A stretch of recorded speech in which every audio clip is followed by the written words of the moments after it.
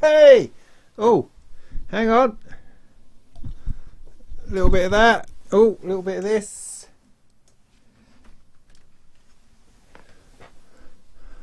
Oh, how's that? So, how are you hearing? Are you hearing this? Is that okay? Did you hear everything else all right? Yeah, sorry about that. I've been having an awful lot of fun. An awful lot of fun recently.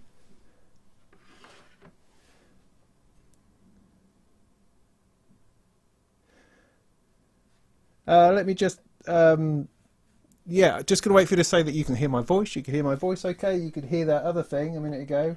Can you hear a bit of that at the same time?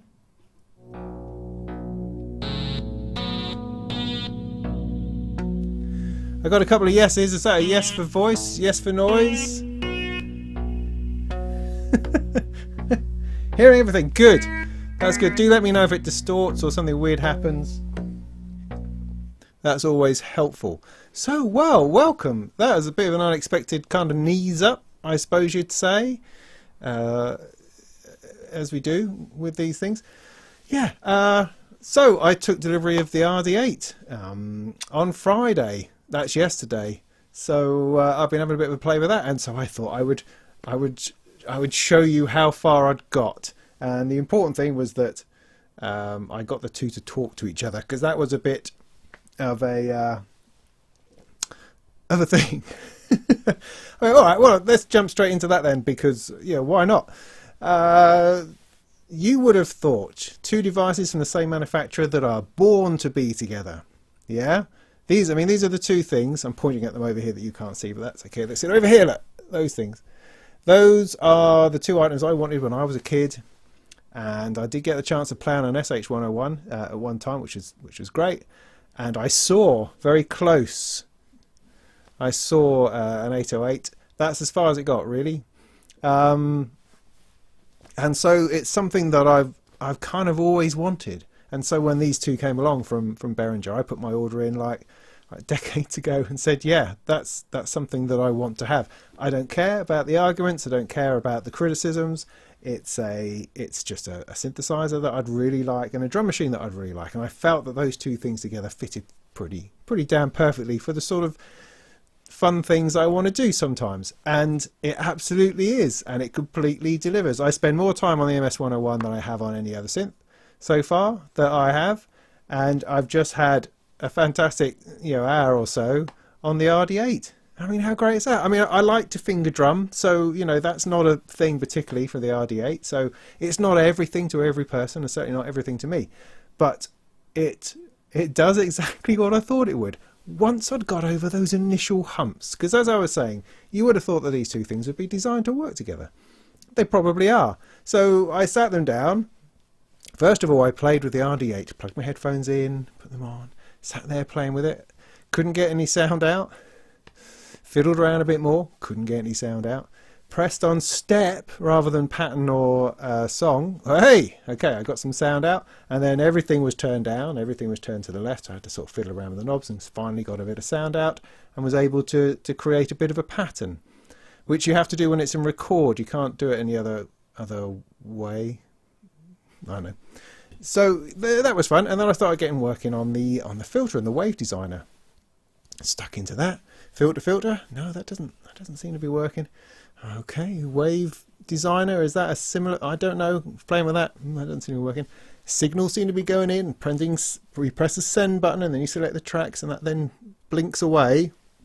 Still wasn't getting anything. Mysterious, I thought. So I went away, came back, no, still nothing. And then I did a bit of internet trawling, no, still nothing. Dug out the manual. And in the manual there it says, oh, the headphone output, right? It bypasses the filter in the wave designer because you want to monitor without that. Who really? So yeah, that's the sort of thing that should be stuck on a great big sticker on the front that says you're not going to be able to hear the filter if you use headphones. All right. So I mean, that's the first bit of stupidness. But there we go. It was a design decision at some point, but now I'm over that, and I can tell you that if you're not getting anything out of the filter on your RD8, you have to plug in the real output, not the headphones, because it bypasses it. It's before it in the chain. Right, so that's silly. So the next thing I tried to do then, I thought, well, I'll put these two together, sync them up. So I found a patch cable, took the clock out from the RD8, plugged it into the 101. The 101 went apeshit. It went completely nuts. I'm going, but what? So I'm trying to turn things down. It's just going bleep, bleep, bleep, bleep, bleep as the RD8 is playing. I'm just scratching my head going, well, what's that about? Why wouldn't they clock at the same rate? So then I got a MIDI cable out. I thought, okay, right, I'll do this old school. Right, MIDI cable in the back of both, going from, I went from the RD8 to the 101, I think I did. Yeah, that seemed to work. Okay, good. I'm getting a sensible clock. And when you turn the tempo knob, it divides the tempo, so it can, you know, clock to it properly, or half time, quarter time, that kind of thing. So that was quite interesting. I was fiddling around with that for a bit and having a nice time. But then I noticed that as I started doing things on the RD8, that MIDI that's generated when you press buttons and stuff on that was then going into the MS-101 and making notes. So whenever I muted something, it would transpose the sequence. It's like, oh no, but that's really, I mean, there's not much in the way of settings on these things. There's a settings page which is already a bit confusing, but nothing as far as I can see regarding MIDI. So I thought, well, I don't quite know what to do about that. So I fussed around with that some more, and then I got the manual open again. Well, no, not the manual that came with it, because that didn't tell you anything, but the online manual, because I went searching for a firmware update for the RD8, thinking that maybe that's, you know, it's some bug or other. But no, it's not. It is how it is. And in the manual online that you can download, I found out all about pulses per quarter note. So the RD8 is set by default to 24 pulses per quarter note. So it means for every note that it was sending out 190, 84, 96 pulses to the MS-101, which is not really what you want. That's not what you want. Why would it be set to that? What instrument is going to respond to that? I guess something else, who knows. So I turned it down to 2, and now it's perfect. As you can hear, they're perfectly in sync with each other. However, when you're using external sync like that, the analog CV in synchronization, there didn't seem to be any way to divide on the MS-101, so it's set to that tempo. So in order to change that, I'd have to go into the settings on the RD8 and change the pulses per quarter note thing again.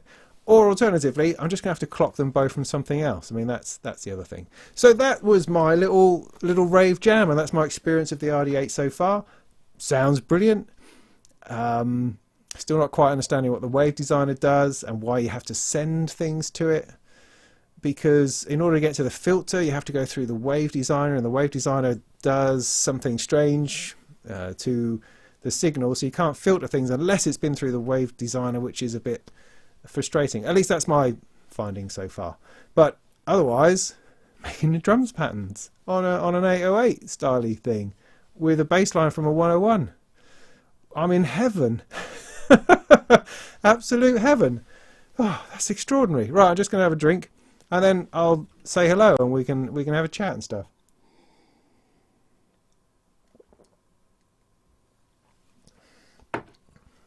Oh, heavens, heavens. Right. So, hello, I'm Robin Vincent, and welcome to the Molten Music Technology live stream. It's a Saturday night. Strictly is on. I appreciate that. But my understanding so far is that the dancing is not as good as it was last week, because it was phenomenal last week. And so far it hasn't quite had that level. Because, you know, they've only got a week to practice this time. And they've been on such a high that they're bound to fall flat. That's just how it goes, because everyone needs to go on a journey. There's no straight lines in Strictly. Anyway, moving on. So, hi, welcome. We're going to talk about some technology. We might make some music. We might poke around at some things. I'll answer some questions. Talk about whatever it is you really want to talk about. That's kind of the plan, I suppose. The next hour or so. It usually runs into 2 hours. I don't know why. It's not intentional. That just seems to be what happens. So, let me have a look at what we've got going on here. I brought a mouse this time so that I don't keep fudging up the screen. So, hi everybody! Reg, good to see you. Stephen, hi. Does that mean I've got to have to say hello to everybody now, I suppose, isn't it? Yeah, hi. Hi, people, yes. Hi, yeah, hi. Ooh, yeah, RD8, yeah. Go Behringer, yes.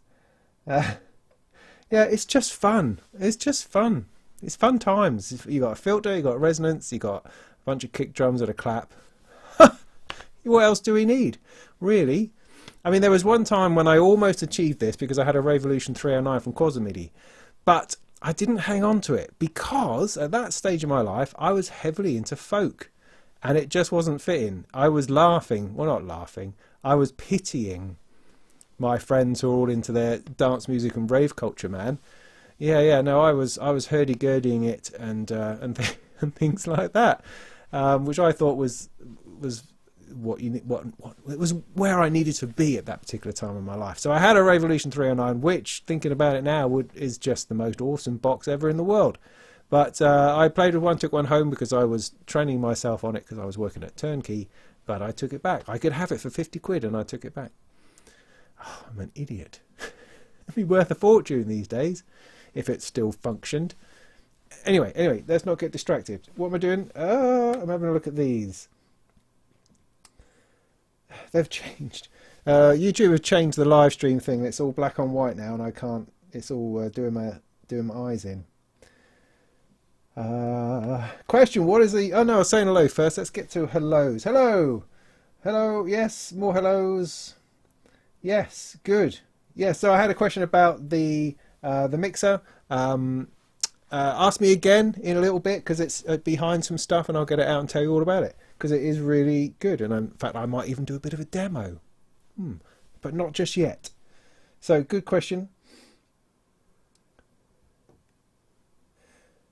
Okay,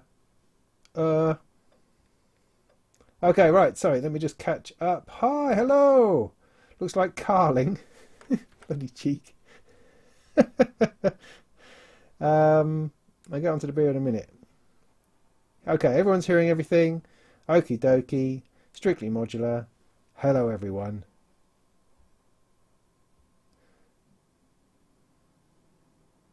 What beer? Okay, good. I'm on Brewdog again this evening. Punk IPA. I might be through 2 of those, I think. So I started a little bit earlier with my rave party all by myself.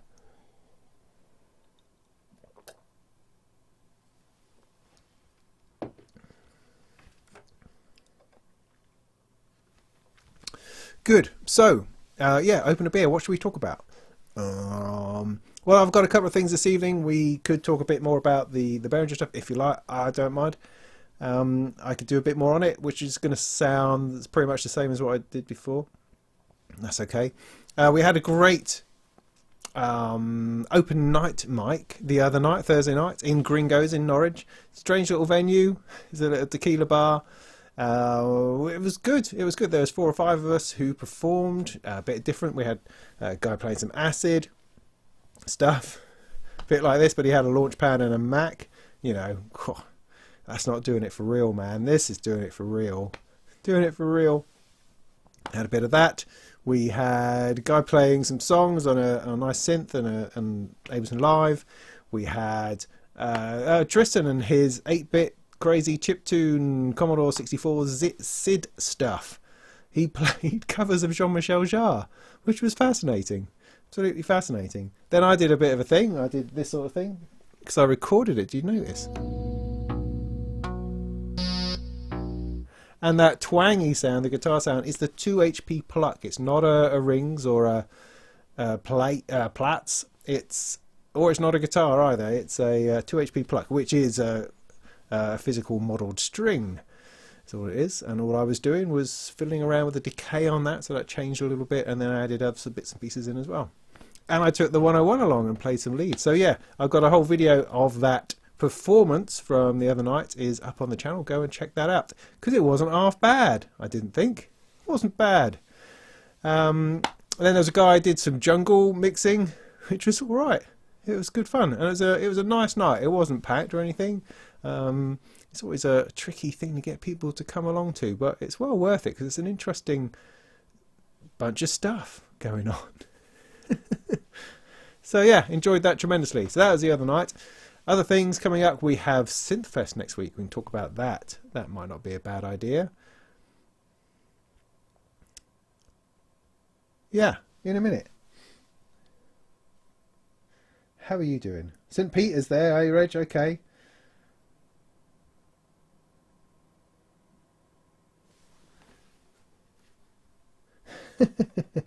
Yeah, remember when using synths was called not the real thing? Yeah, yeah. Well, indeed, I would have been of that ilk. You know, don't want any of that pre-programmed disco rubbish, as the Blues Brothers would say. Funny, isn't it?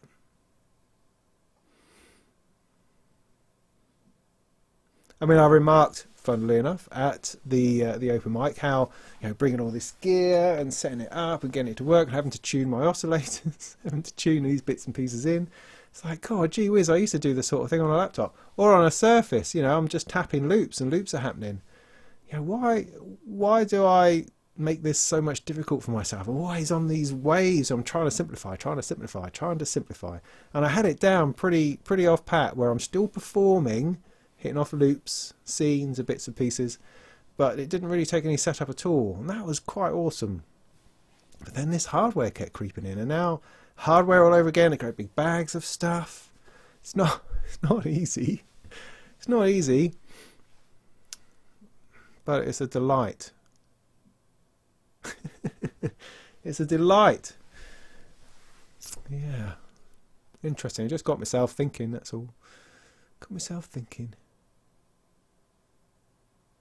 Right, so yes, SynthFest next week, then next Saturday up in Sheffield, is an event run by Sound on Sound and a few other bits and pieces, all sponsored in, where you get a bunch of manufacturers together, a bunch of synthesizers, and a bunch of people like me who go along and have a bit of a fiddle.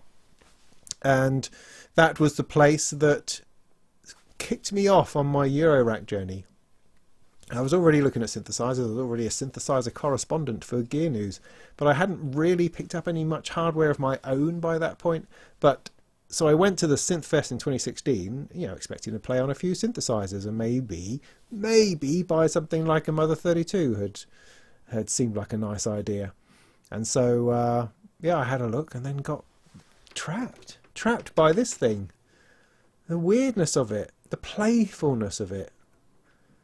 That's what I really liked. So anyway, 3 years later, myself and I am contributing a seminar. I'm doing a seminar on getting started in modular.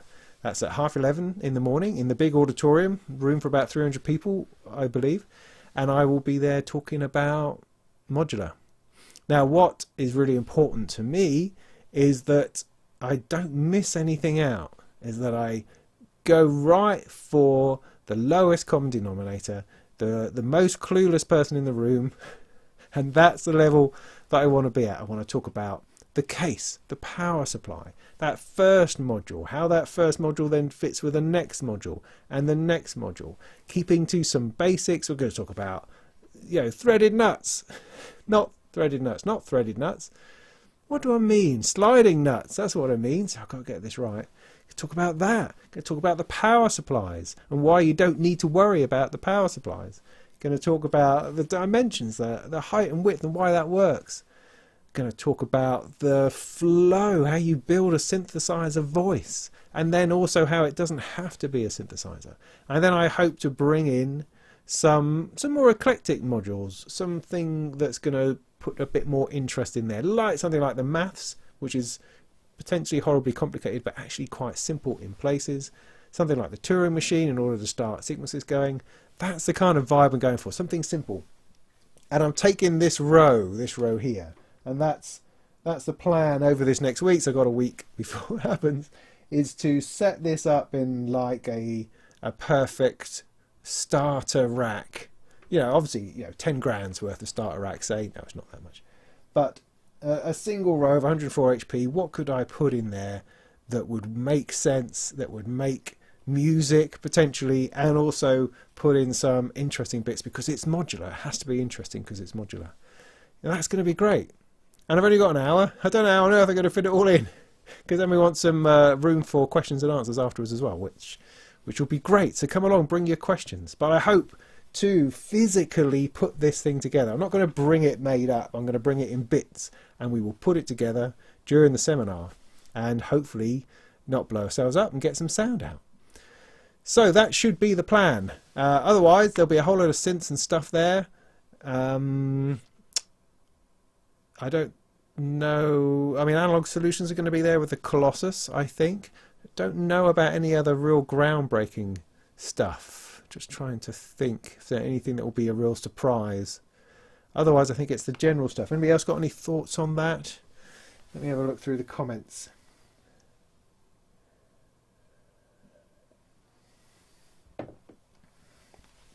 Edna, you're going to SynthFest. Great. Good. Looking forward to seeing you there. Yeah, the Fairlight talk's on after my one.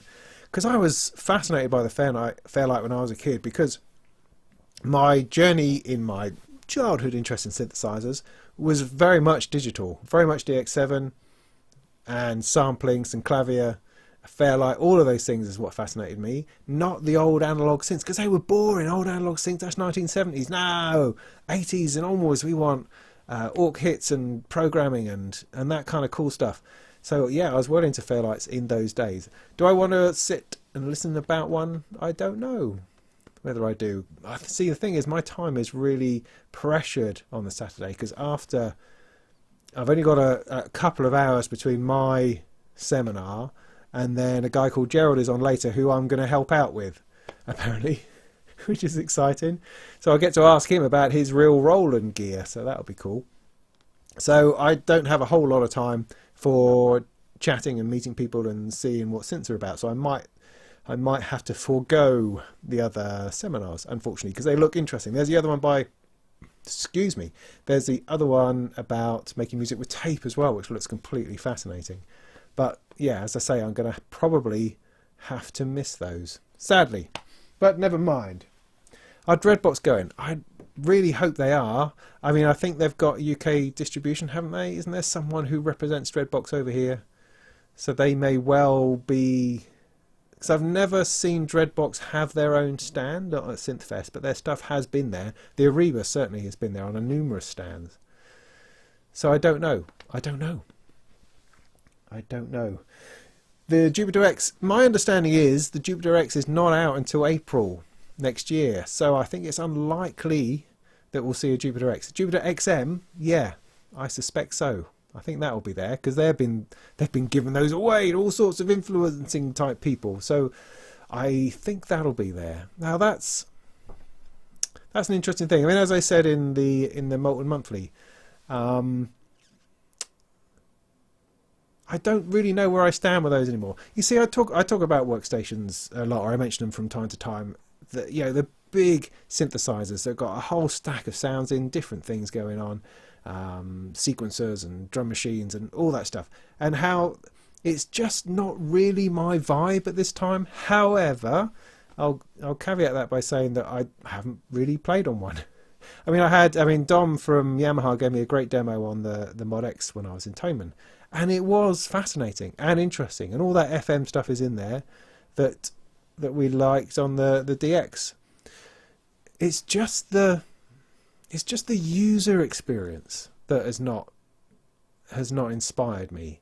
You've got this screen, and it's a bit like having to use software synthesizers, and all of that's okay. I don't mind, and I don't mind menus, but it's not my preferred choice of thing. And you get these enormous sounds that come out that have everything on them. Then there's tracks of accompaniment underneath and things moving about.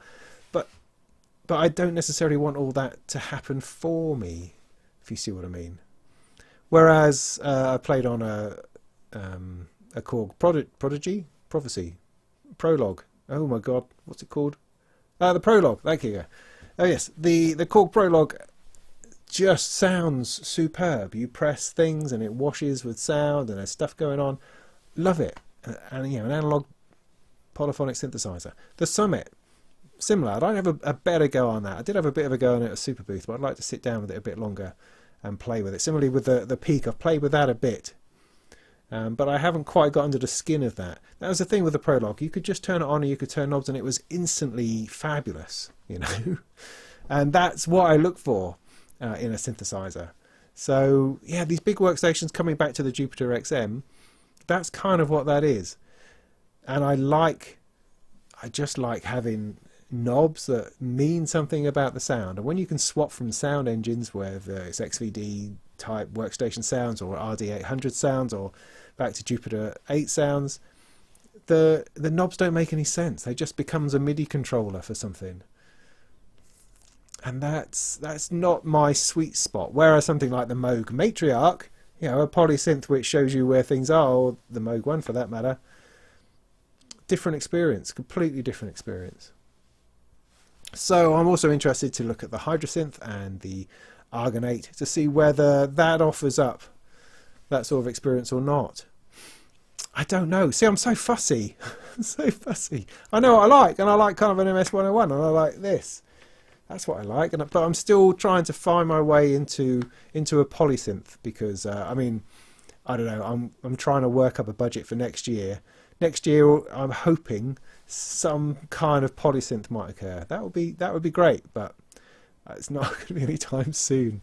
Not going to be anytime soon, I think. A crave for Christmas, yeah, maybe.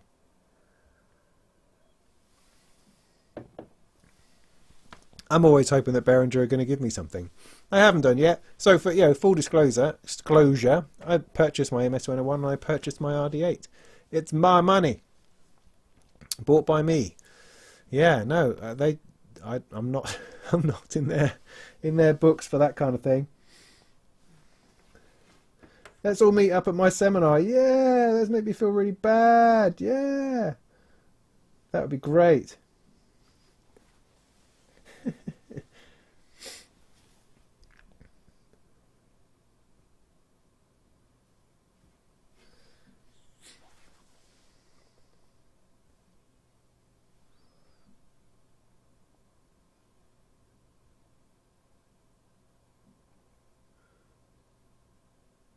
Have I got a PowerPoint? Well, I mean, when I was talking to... What's this? Hang on, sorry, I've just found a power cable. No, I am plugged in. Oh, goodness. Yeah, chatting to Sound on Sound about it, they're saying, do you want to have a screen? They're so laid back, those guys. And I'm going, well, maybe. So, I mean, I've got to work the camera myself. I point the camera at my stuff, and that goes up on some screens. But if I want to use my Surface or my laptop or whatever, then yeah, I've got to sort that out. But they should have a projector. So with a bit of luck, I will take something along to throw up on the screens. I mean, PowerPoint? No. I use our Chaos Grand VJ. That's my projection software of choice. Not for the groovy things, because I never have enough time to put into creating groovy things, but I just use it as a slide projector. You know, it's brilliant on the Surface because you can just tap slides and up they pop. I'm not having to worry about the order or doing things properly like you do in PowerPoint, or of course wonderful transitions and things rolling about. No, I can just fade through a bunch of slides. So I'm going to hopefully put some stuff together to try to make it more than just me running on. Trying to make it more than this, if you know what I mean. Actually something prepared, maybe coherent and, you know, not scripted, but pointed so that I do things in the right order in the right time, that kind of thing. It could be awesome. It might turn out that I'm a terrible person to go from script. Then it's awful. Well, in which case we'll just throw it out and do whatever happens next. Hey, Mowgli. Don't know. Hi, how you doing? Good to see you. Thanks for stopping by. You played the Argon 8. You think that's good? Interesting. Interesting. How are the knobs? Is what I'm interested in. I'll tell you why.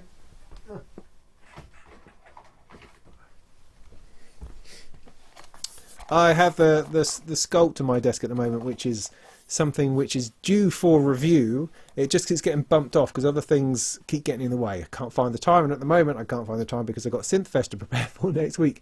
But once I'm past that, it should be time for me to spend a couple of days with the sculpt and get that properly reviewed. It's good. I like the sounds. I like it more now that I've discovered the app and I'm playing with that a bit more. But the encoders themselves are just a bit wobbly. I mean, I know they're not pots. I know they're encoders, and then that's a thing with encoders. But you know, you get encoders on lots of things that don't necessarily move this much. So I'll be interested to know how the Argon 8 feels, and also how much you need the software. Can you run it purely on knobs? Because this is hard to do so. I'm finding so far. I haven't given it enough yet. But so far, I'm finding the shift button between the yellow, between the white stuff and the orange stuff on here, finding that a little unintuitive. Yet when I had the software up, that suddenly made a whole lot more sense, which kind of pushes this towards being a hardware-powered VSTi, and I don't think that's what they were after. But actually, if it works like that, that's not necessarily a bad thing. I'm not trying to say that's a bad thing. It's just trying to find out, trying to crack how this best works and best serves, and how to get really good sounds out of it. You know, that's what I'm after. That's what I'm after. So, do you reckon the Argon 8 is up for that? Oh, interested in having a go. Very interested in having a go.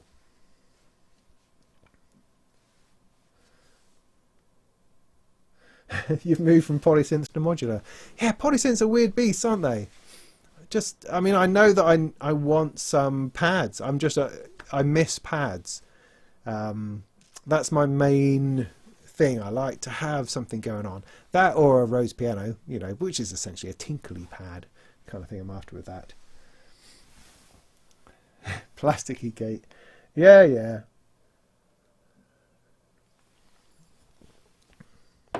They threw that video up again recently. Well, the one of me talking to camera at Toman.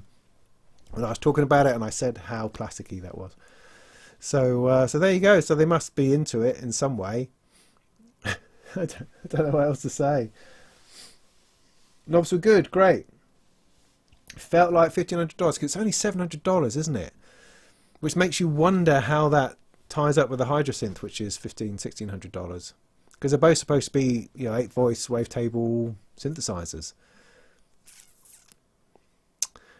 And I've just discovered the wavetable synth in Ableton Live. I hadn't played with it before, and it's flipping excellent.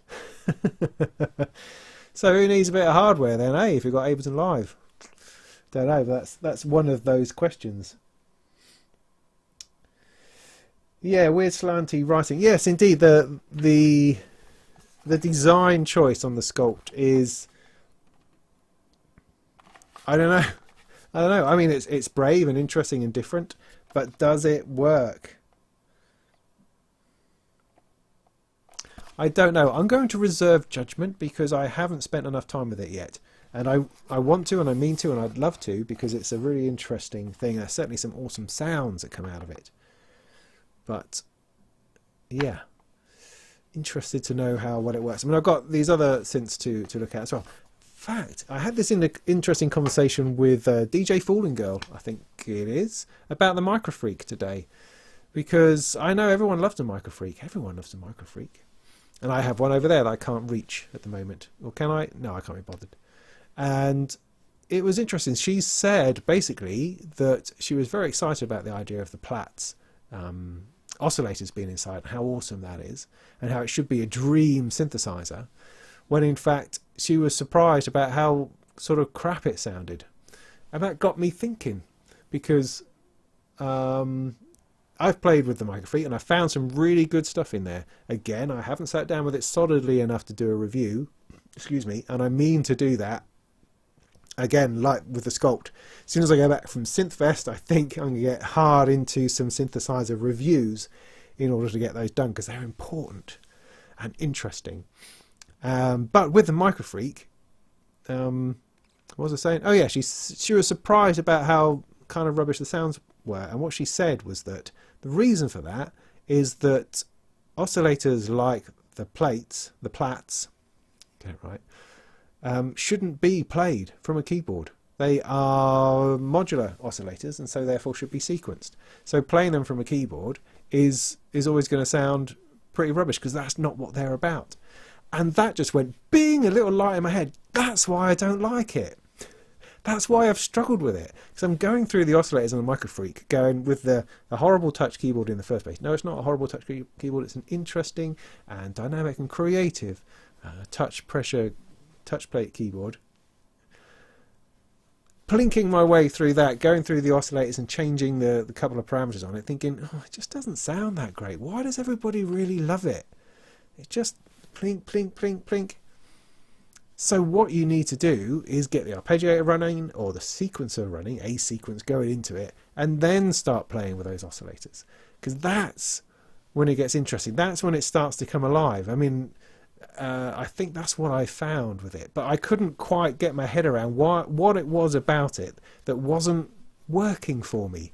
And that's it. That's what it is. You're not supposed to go plinkety plinkety plonk on the plats. You're not. That's not what it's for. That wasn't what it was designed for. It was designed in an Eurorack environment where you don't play keyboards. You have stuff going into it, triggering stuff, different gates, different pitches, and modulation.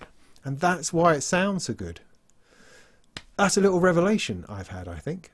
But again, I'll just rewind that back and say I haven't spent enough time with it yet. And I used it at a gig and it was excellent. I created this really nice, warbling, organy, paddy sound, which was perfect. It absolutely fitted its purpose.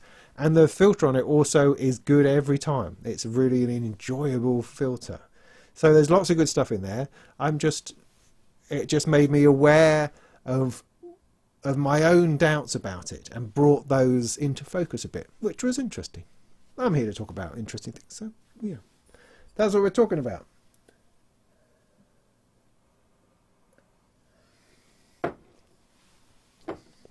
Modular musings, how are you doing creatively? Good question. I'm doing all right. I try to blend as much as I can. I mean, this month, right, was just extraordinary. I'm here at this live stream knowing that I pretty much got everything done, and that's just amazing. A couple of weeks ago I was going, there's no way I can do all this. There's just no way.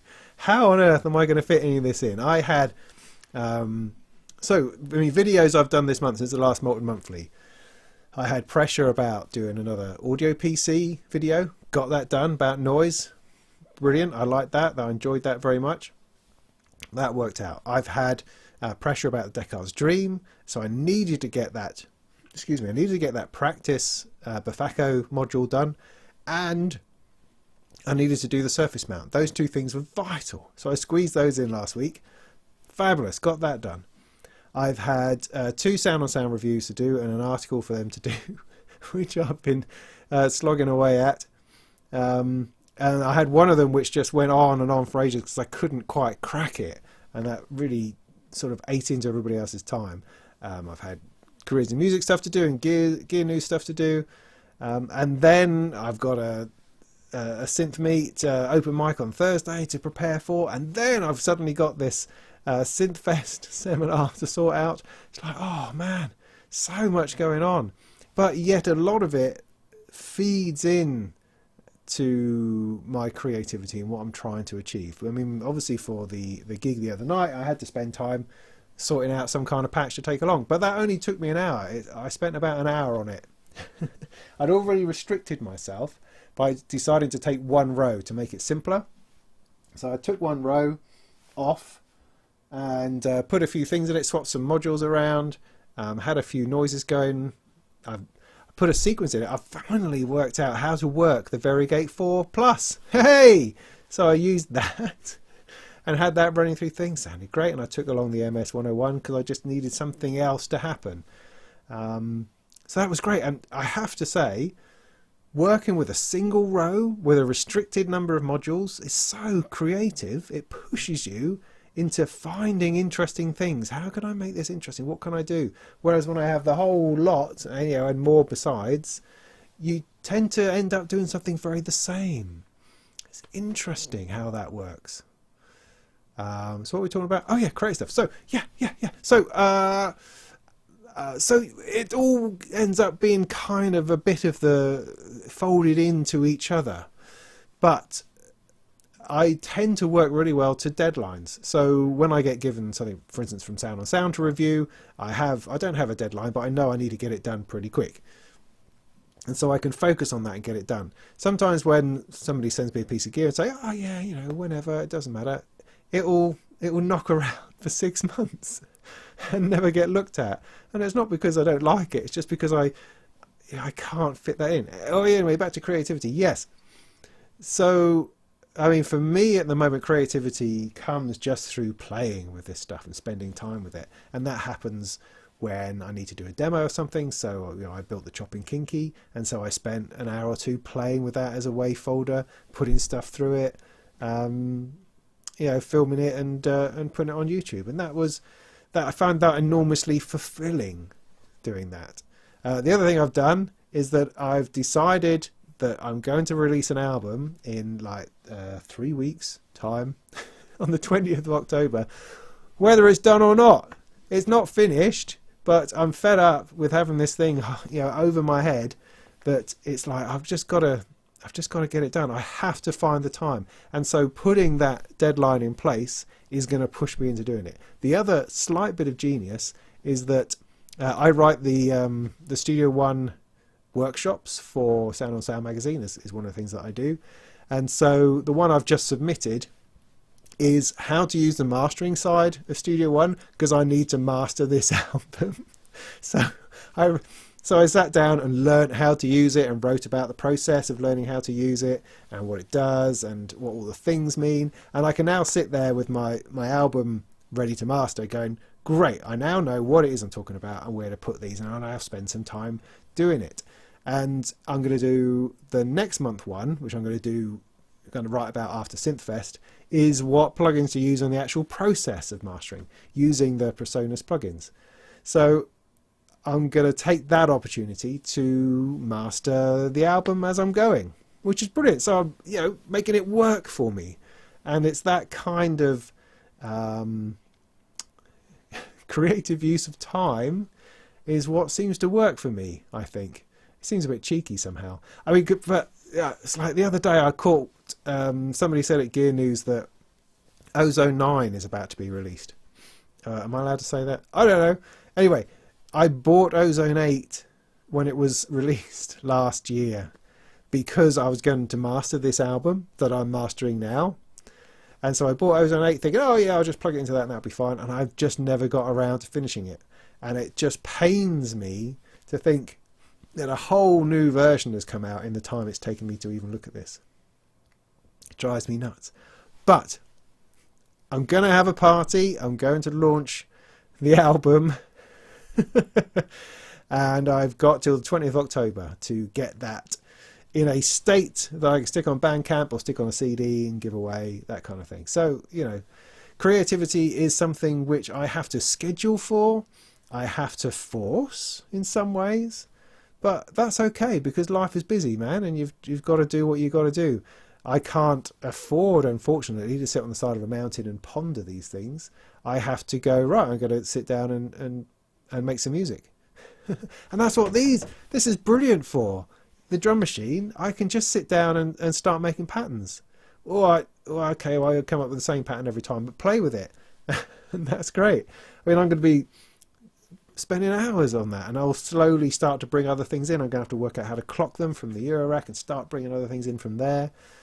Interesting. And also, I mean, the size and depth of the RD8 might make it sit quite well in front of my usual 3-tier Eurorack. So I'm thinking that I might, drum machine and Eurorack, that might really work. That might be something. It's also got a few trigger outputs, so I could start triggering other stuff in the rack. So, yeah. Too much time? No, that's the wrong thing. Too much stuff and nowhere near enough time. I hope that answers your question. Thank you for the question. It's a nice question. Less is more. Yes, I agree. Don't. How can you go off and watch a film, Edna? That's just awful. But yeah, I look forward to seeing you at SynthFest. That'll be great. That'll be great. Just a word about meeting and greeting at SynthFest. I know people think that I'm a gregarious, outgoing kind of, crazy, smiley guy.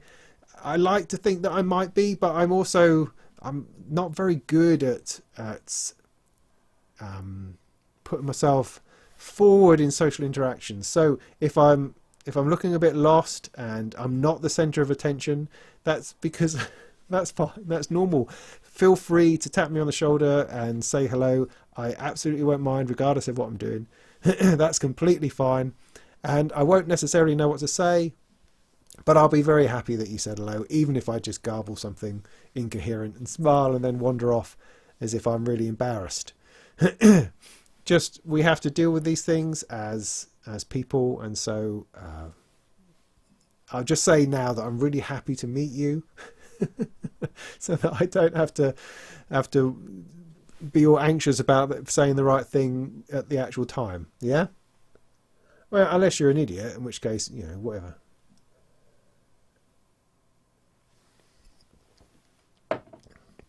But idiots are all right too. I'm one of those, so not a problem. What's the album? All right. What's the album? So this thing is all color in here. Anyway, what's the album is, this is music I've been working on since 2014. I am part of a collective, if you like, that have spent the last, so that's what, 5-6 years. I thought it was longer than that. Anyway, the idea of this collective was called Soul Circus, and we explored the nature of contemplative worship, of Eucharistic traditions within an Anglican context. Now that might be a bit of a mouthful, or might seem strange, odd, and otherworldly. And yeah, it pretty much is. So what we did, right? We would take over some old church, stuff it full of lights and smells and flashing images and projector screens, and then I would write sort of soundscapes for it to fill it up, usually quite meditative and contemplative, as I say, and we would explore the ideas of what of how technology and contemporary electronic music and sound and visuals and how multi-sensory perceptions and stuff, how that folds in to people's idea of spirituality, to people's idea of God, of people's idea of how church and community works. So quite lofty ideals, massively lofty ideals. We would stroke our chins and talk about theology and deep, meaningful things, and then make some beats and throw up a funny video, and like say, yeah, we did something really groundbreaking.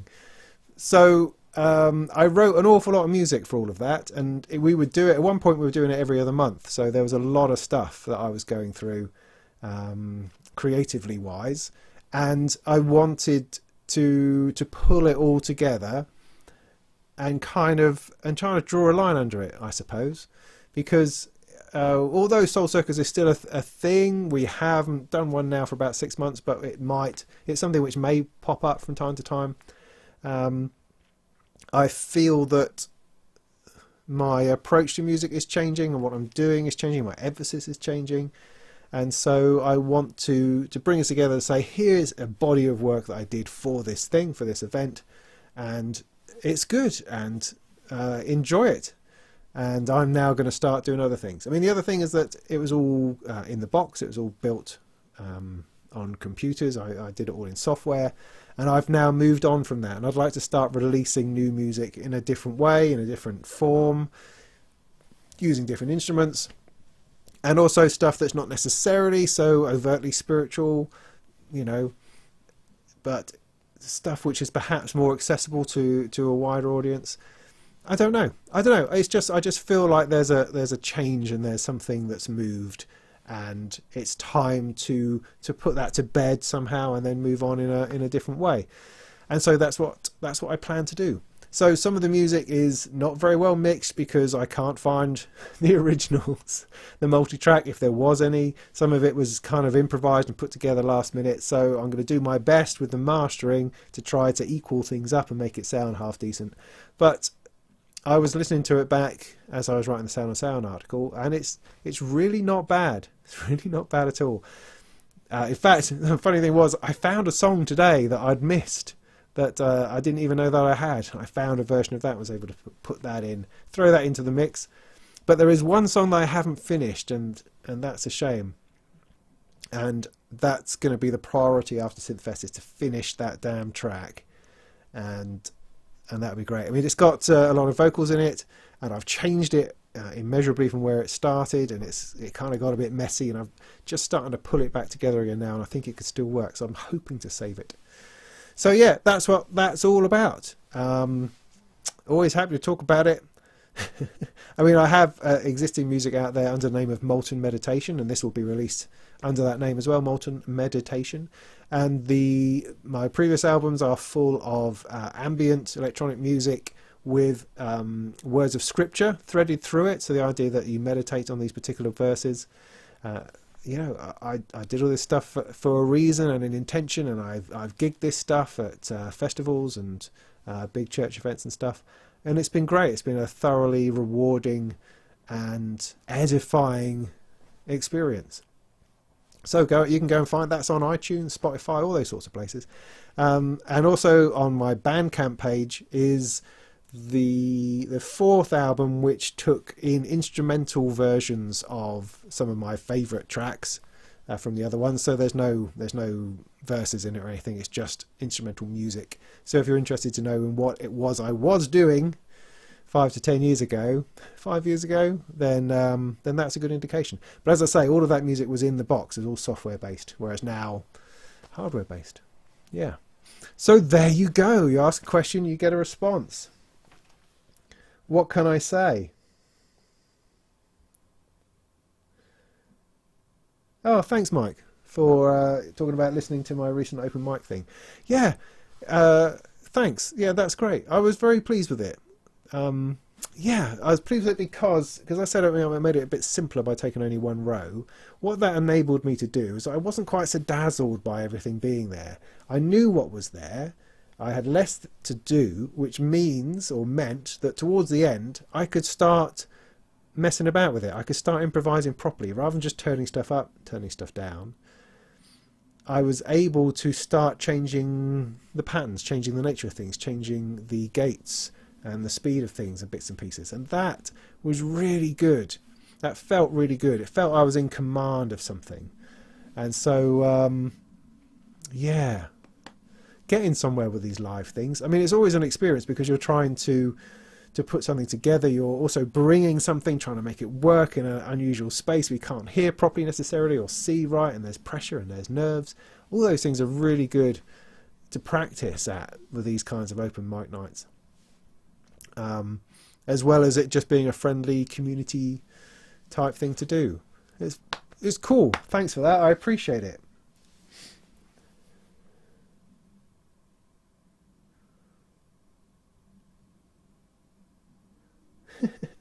I don't spend more than 40 hours a track.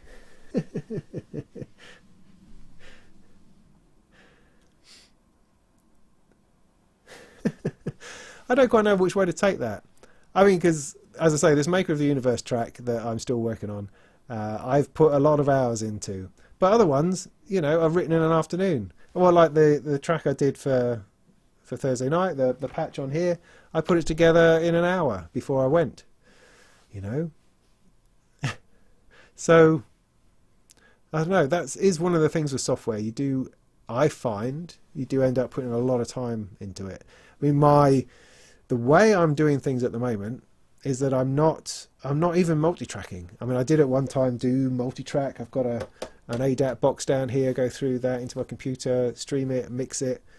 I don't think I even want to do that anymore. I just want to take a mix output and perform it, and it's done. I mean, some of that is purely for the time saving nature of that, but also because that just seems to be where I am at the moment. I just want to create music, capture that potentially, and move on. But I also want to perform, because I want to be on the Joe Wiley show, right? I want to turn up and do a session on Joe Wiley's radio show where I do songs that people go, wow, and then they want to hear those again. So I have to be able to replicate as well. Or do I? Do I care? Oh, I don't know. I don't know.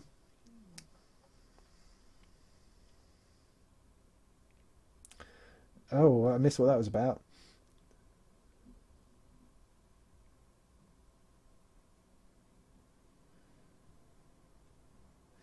Yeah, LEDs can be bright.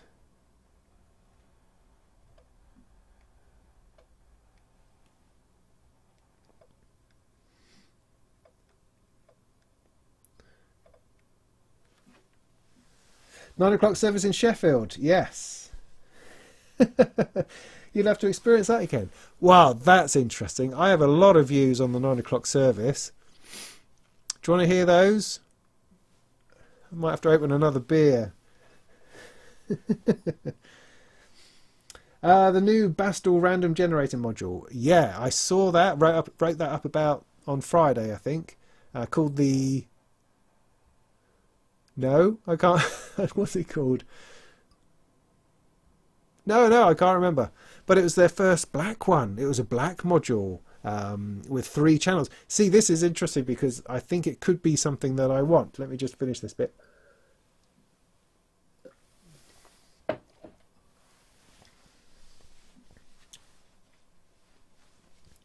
Okay, just noting things I need to be talking about. What was I talking about? The Bastille thing, yeah.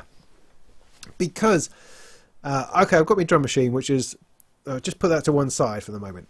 Drums in Eurorack I find difficult. I can do an atmospheric dump, you know, a kick drum. I've got a Pico drums in there, which has got 2 drum sounds I can use at once. And I got the hi-hats from 2HP, which is one of the most disappointing modules I think I've ever had.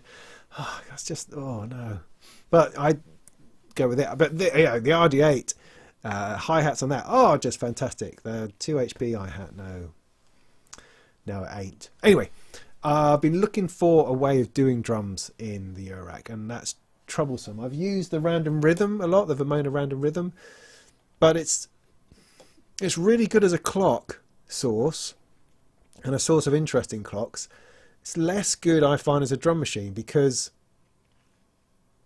well, because you want to, you know, the kick and the snare, those 2 things are hard to do because you've got too many things going too fast. So it sort of works, but it sort of doesn't, and I don't know. So I struggle with that, so I try to use something else like the Varigate or something out of Pulses, out of the Turing machine. I've never found a satisfactory answer, and I know that probably the satisfactory answer is the Euclidean circles from from Vladimir. Everybody has one. It looks fantastic. Got those 3 knobs glowing massively on your thing. And the only thing about it is that everybody kind of has one. And it makes me think, oh, well, maybe there's something else, something slightly different that I could use. Because everyone's got that one. I mean, Richard Devine's got that one. Marlon Melodies uses that one. I'm thinking, I don't just want to follow the same line. I want to see if I can find something else. I've been fiddling around with this. I'm looking at the Pulsar, is it, from Qubit, that is similar, but you've only got the 1 knob and you've got pages to go through to do the other knobs. Like, maybe something like that. There's grids, of course, in Mule Instruments, but everybody has one of those as well. So I've just been sort of umming and ahhing about this idea of a drum machine. And then this Bastille one comes up, which deals in probability, Euclidean on one of them, probability on another, and something in between on the other one. I don't know. I haven't really seen a proper demo of it, but it seems to me to be the sort of thing that I could start generating interesting rhythms with, interesting drum beats. So yeah, that has definitely piqued my interest, but I haven't I mean, the demo of it wasn't very good that they did, but Bastille have this habit of doing quite weird videos about, I don't even know if they're talking about the same thing, but they also have weird modules. So, and I don't have anything of theirs. I've always quite fancied something. I've just never quite found the right thing. But this could be. This could be. So yeah, interesting. What was the other question I spotted? Am I marbles, really?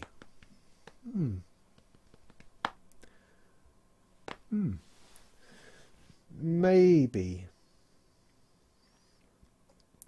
Pamela's new workout. Yeah, see, Pamela's new workout is one of those modules that I put along with the OC, Ornament and Crime, and I put along with the Disting. They go into that box of impenetrable digital no fun modules. And it's just not a box that I want to play in. I mean, I have a Disting, and every now and again I dial something up. Well, it takes me 20 minutes to dial something up because I can never remember how you dial something up. But once I've worked out how you dial something up, it's usually to fulfill a problem or to fill a hole that I'm trying to fill. And it works, and it does it, and it's beautiful. And I hate the plugs, but never mind. But it does the job. So something like that, something like the Ornament and Crime, something like Pamela's workout, they just don't appeal to me as intuitive, interesting modules. I need something that makes more sense in an analog fashion, in a fleshy, tactile, human fashion. So I find those things difficult to get excited about, because I know that if I have a Pamela's workout, I really won't use it, because when I stand in front of my thing, my hands go on knobs and I start to play. As horrible as that sounds, I don't want a menu. If anything has a menu, I'm going to ignore it. So yeah, interesting. But I hold nothing against anybody who loves those sorts of things. That's fine. I'm not trying to make any big blanket statement against anybody. It just doesn't float my boat, man. The 2 HP Euclid, yeah, I've looked at that. It's just that it's a single channel thing, whereas you kind of need kick, snare, and you need some other thing going on. You need three things, and the Bastille thing has three things. You could get 3 Euclids, I suppose, but it's just weenie. I mean, with 2 HP, I've got the 2 HP Pluck. It's one of the best modules ever. But those flipping weenie knobs, you don't want to have to be touching them if you can help it. And with something like the Euclid, you're going to want to be changing the patterns often, and so that kind of puts me off a bit. Which is a shame, because I mean 2 HP have got a great thing going on. In fact, I'm close to thinking about buying a reverb and a delay from them, just to fit in to my fabulous mixing box I've got over here that somebody asked about earlier, that I might talk about in a minute. Am I gonna? Oh yeah, Martin, you're right. I am building a polysynth. I forgot about that. How can I forget about that? Because the Decker's Dream in my mind doesn't feel like a polysynth because it's a rack unit. In fact, I don't even know what it is in my head. It's a monster. Yeah, so I won't even need one. I'm going to flipping have one. I mean, I've even got a Seaboard keyboard knocking around that they sent me. God love them, that I did a review for, and it's knocking around not doing anything. That's the perfect Decker's Dream keyboard, maybe. So I don't even need to worry about it. I've already got that sorted out. I just need to start the bloody thing.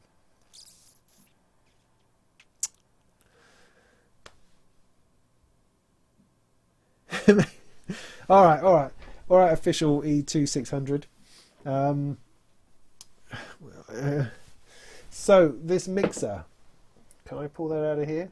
Oh, sorry, keep it plugged in. Let's see if I can keep it plugged in. What if I do that? Does that break things? Ow.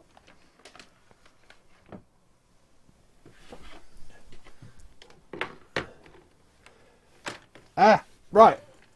Let's try to make this seeable.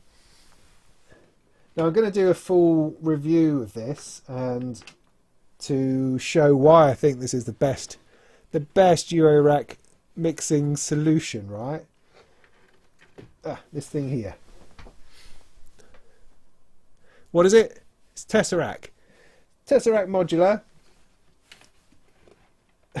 If I unplug those two for a minute, and that one, because I want to show you it working, you see. Oh, I put it a bit now. Look at that. Isn't that lovely? Now this is made up of, there's called a Tex Mix, beg your pardon, which is this module here. This is like the master module. And then you've got these, I've got 3 expander modules for it that plug directly into this one. So they expand this. They don't even take up power or anything, I don't think. They all plug into this one, and you can have several of those, I think. I've got, each one of these is called a Slider Man, and they are 4-channel mixers. They don't mix by themselves, they only mix to this, so you have to buy them together, if you see what I mean. These aren't individual mixer modules. These are expanders for the Tex Mix. So I've got this one set up as 4 channels of Eurorack, and on it has 2 sends. You've got the sends on the master here, and you've got panning, and you've got mute and Q and master output, and a slider. I like sliders, and it got a little light to show you the signal coming in, that kind of thing. So I've got 8 channels for Eurorack. I've then got 4 channels that are set up for line, because there's a little jumper on the back that you can change, and that makes it into line level. So I've got 4 channels for line that I put the RD8 and the MS101 in, and other synths, so that I can mix my Eurorack and my little synths together at the same time in the same place. Awesome. Flipping awesome, that is. So the other thing that's awesome is the fact that it has 2 sends. So I've got a send going to a delay, a send going to a reverb, you know, that kind of thing. But it means that I can use the delay on more things and more things that I choose, and I can bring that in and out easily. Fantastic. It's also stereo, but I haven't got that figured out yet. And this thing on the end is a meter. If I set this go, if I turn this, hang on, I'll turn that down, set that going.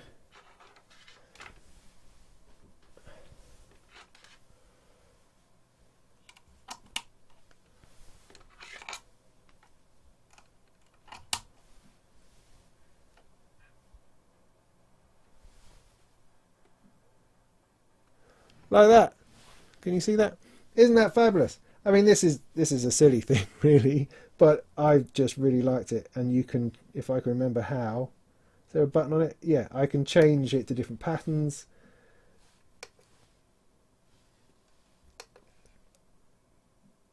And again, this is an expansion for this, and I just really liked it. I'm sorry, I like the flashing lights. Woo!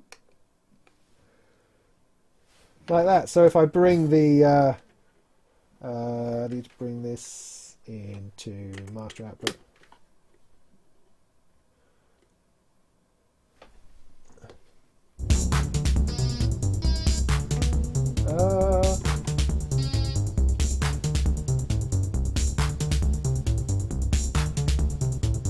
See, I've got a mixer, I can turn it down.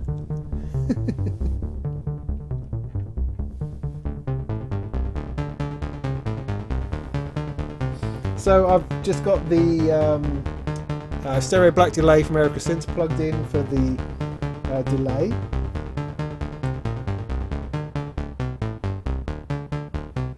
And I've got a little send knob.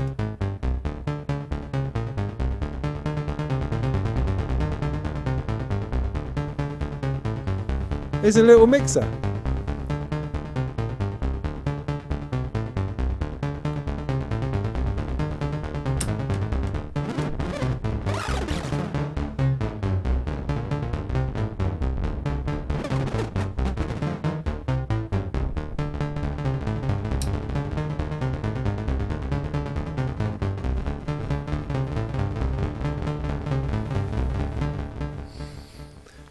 That's the idea. And I've been looking for something like this for ages. Couldn't work it out. I've even designed my own mixer on a piece of paper, trying to come up with what it was that I wanted. Because the remarkable thing about this is how cheap it is.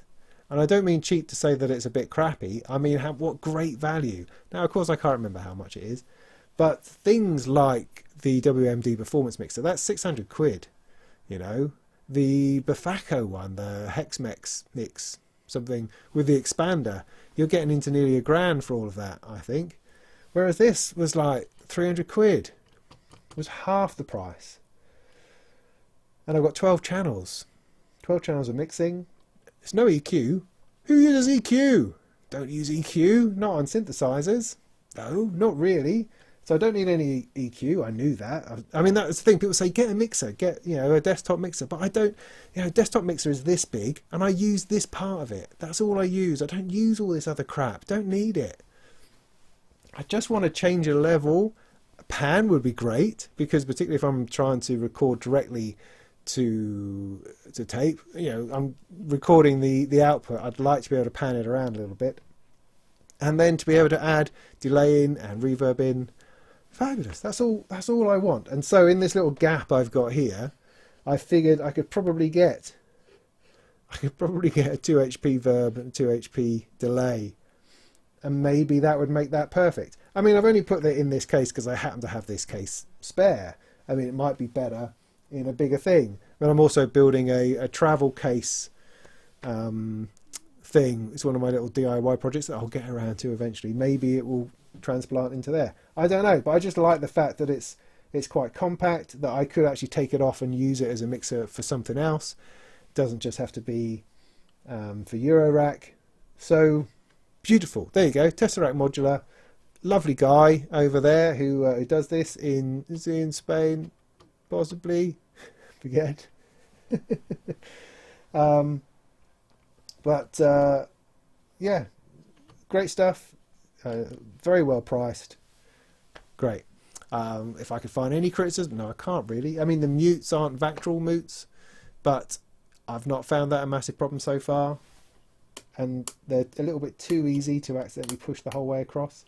The knobs are small, but it's packed in there, and it's the compact nature of it was for me really important.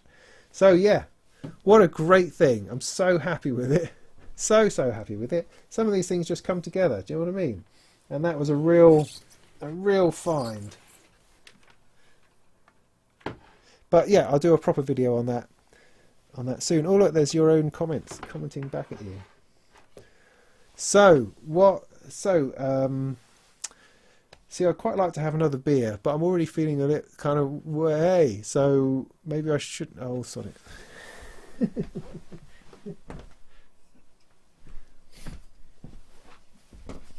Because I feel I've been quite intense this evening.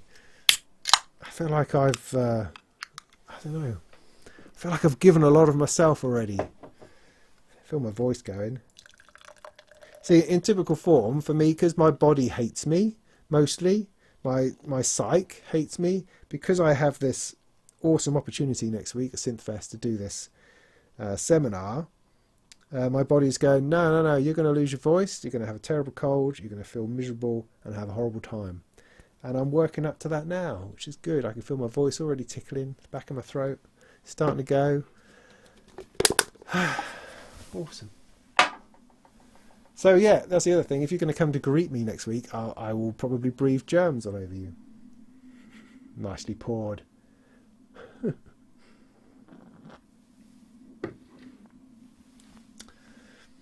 Hi, PT Guitars. You're a bit out of water, aren't you, over here? It's all right, play guitar too. Thank you for the demo. You're welcome, official E2600. You are very welcome. I like it a lot. I don't mind talking about it.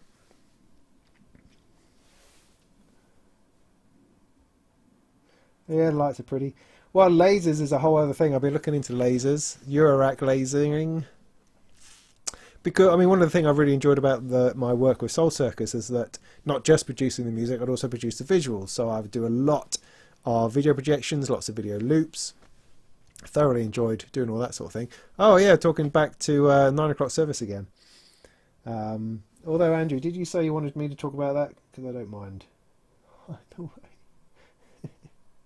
Maybe nobody else cares. Nobody else cares, I don't think.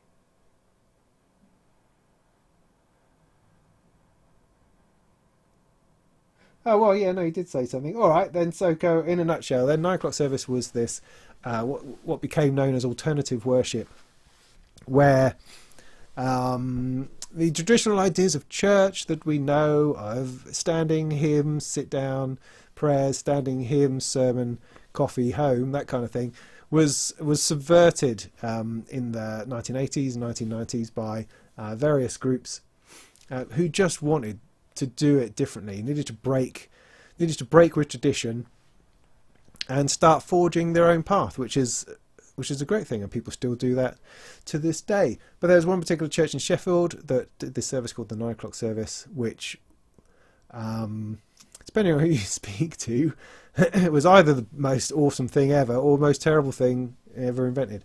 But what they did is they captured an awful lot of creative people in Sheffield at that time, and had a staggering amount of resources, and were able to put together these amazing multi-sensory experiences with, they were like clubs. So essentially, they're like bleeding edge. It's like Tomorrowland, but back in the late 80s. Massive rave parties in churches, but with them being, spiritual and religious and infused with all of those sorts of ideas and thoughts and stuff about freedom and about expression, about creativity, about awesomeness, and that was great. And I experienced it in Greenbelt Arts Festival, and I was completely blown away by it when I was 16, 17. So that would have been 86, 87, something like that, maybe later, I don't know.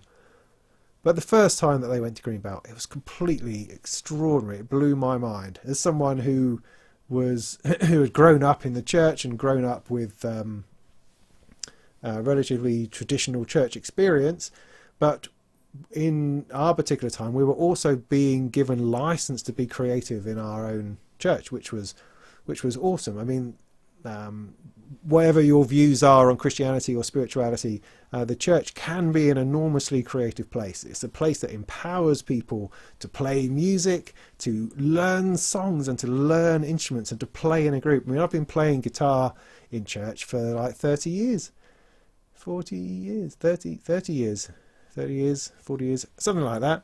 And it's been extraordinary. I mean, it's just a lovely thing to be able to do, to play with other people, to play music, and there to be some sort of meaning and intention behind it, the community that forms around that.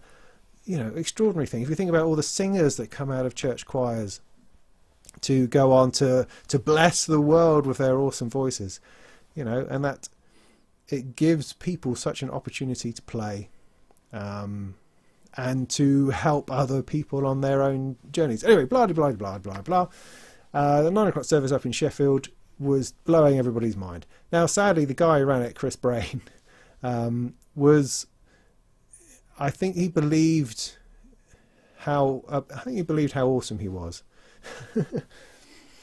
and that turned it into trouble. So the second time they came to Greenbelt a few years later, they were different. They were very, very different. The first time they were there, it was all about having an extraordinary experience of God. Next time they were there, it was all about having an extraordinary experience of them. And it was really weird to see. And so shortly after that, the whole thing sort of collapsed in on itself. And it turned out that things weren't quite what they seemed, which was a shame, because a lot of people were massively influenced by it and affected by it as well, I think.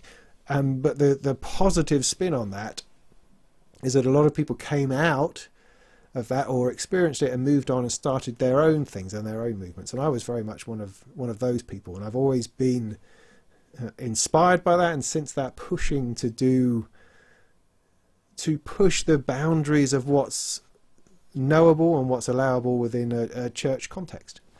I've always been the person waving the flag for doing things differently and surprisingly. So yeah, I thought the 9 o'clock service was awesome. I mean, in a twisted way, Chris Brain is kind of my hero, because he somehow created a church around himself and was able to get himself serviced by an awesome harem, almost, of goth girls. I mean, how extraordinary is that?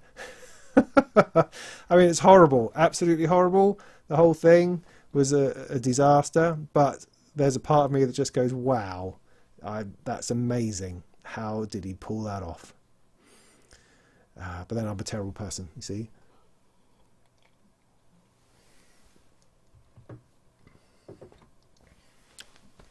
So yeah, so that was that. Sorry. Where are we now? What time is it? It's 9:20. Cool. Skip on down a little bit.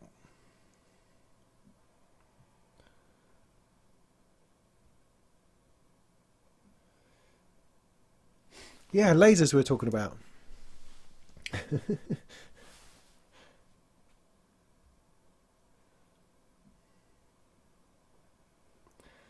Yeah, I was doing all the visual parts of the show. Yes, so video stuff. I never quite got into video mapping.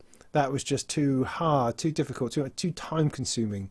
I was never quite in the same place to do that. But I mean, when we're doing stuff in cathedrals, in Norwich Cathedral, there was so much architecture you could project upon, but you needed proper projection hardware for that kind of thing.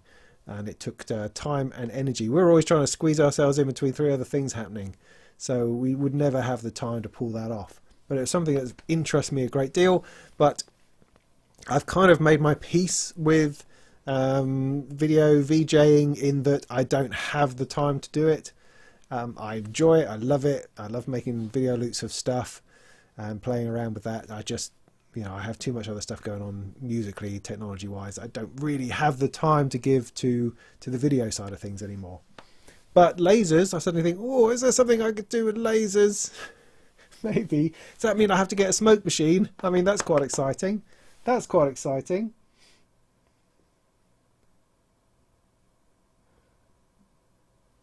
Yeah, Moogly, school choirs. Yeah, absolutely. These are great places. Community spaces that allow people to play instruments or to sing are brilliant. Totally brilliant. I think we get trapped sometimes in thinking we have to be successful.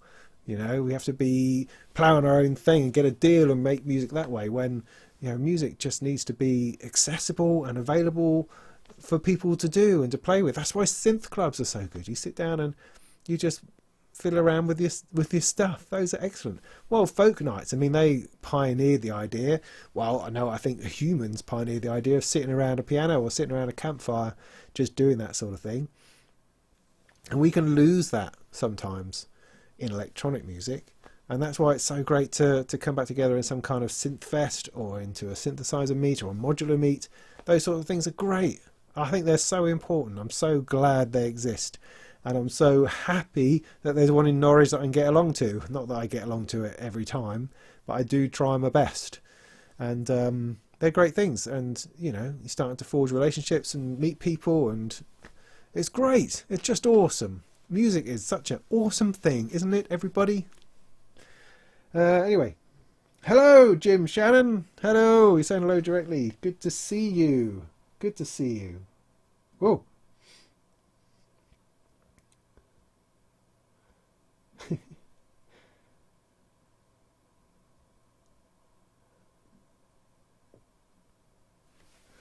Yeah, DIY CV controllable laser module. Yeah, I mean, my only worry about that, I guess, is that I'll probably burn my own eyes out at some point if I'm trying to do it myself. I don't know. Ooh, the history of music and ritualistic spirituality and religious worshipping go hand in hand. They are weaved together. Yes, indeed they are. Indeed they are. I mean, I have to say that that working creatively in religious spaces is really interesting, because I'm from a very other than my childhood upbringing, which was Anglican. From there I've gone through all sorts of weird different sorts of churches, and so I bring quite a broad experience to the table. And when I'm working in this collective, I'm working with a couple of priests who are Anglicans, being very creative, very open, extraordinary people, but they're still working within a framework that I find fascinating, and fascinating because I can poke at it and I can break it sometimes, and they're up for that. They're up for that all the time. But at the same time, trying to absolutely and fundamentally respect the tradition that puts them where they are. It's fascinating. I mean, it's an amazing world. Because, I don't know about you, but one's Facebook feed often gets filled with anti-religion rhetoric all the time, because I mean, because there's some horrible stuff that's done in the name of religion all the time, but that's all we ever hear is that stuff.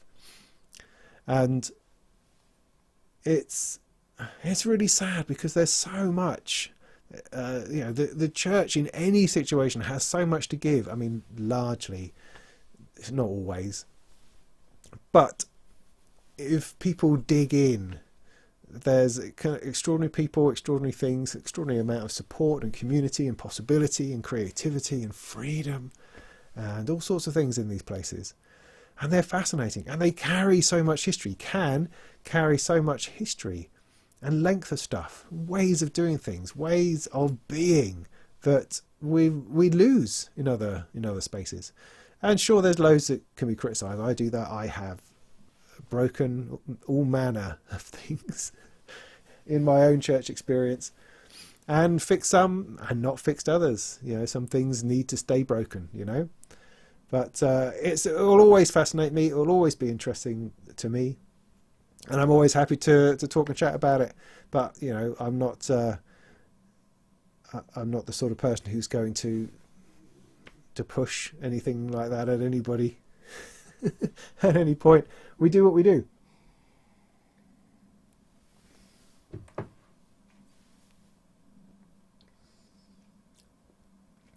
Yeah, Norwich Cathedral's nice.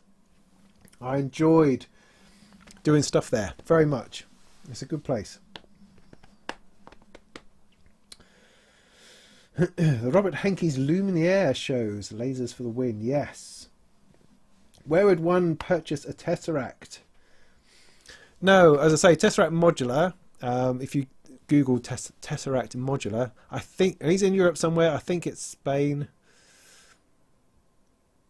I think it is. And he sells direct. So, I mean, he'll build it directly for you and ship it to you. I'm sure he'll ship to the US if you ask him. I don't believe they do any distribution or anything like that. So it's you know, a one guy job doing his thing. Well, probably a couple of guys. But it's good. You just, you know, you have to wait a bit. It's not going to be next day delivery or anything. You know, you've got to give him a chance to pull the thing together. But yeah, good stuff. Good stuff.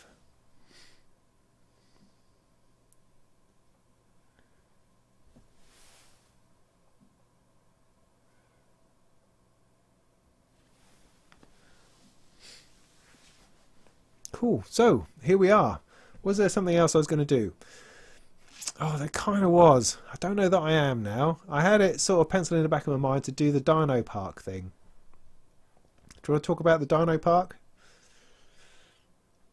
I might have had too much beer. I mean, you can amuse yourselves while I try and plug this thing together. Would that be fun? I don't know. What does anybody else want to talk about?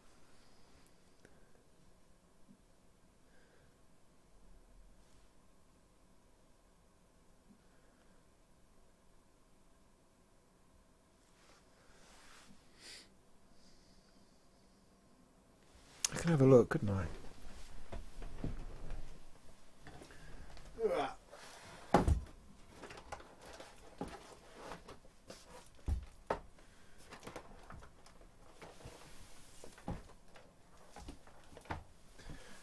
Or I could start up the rave party again.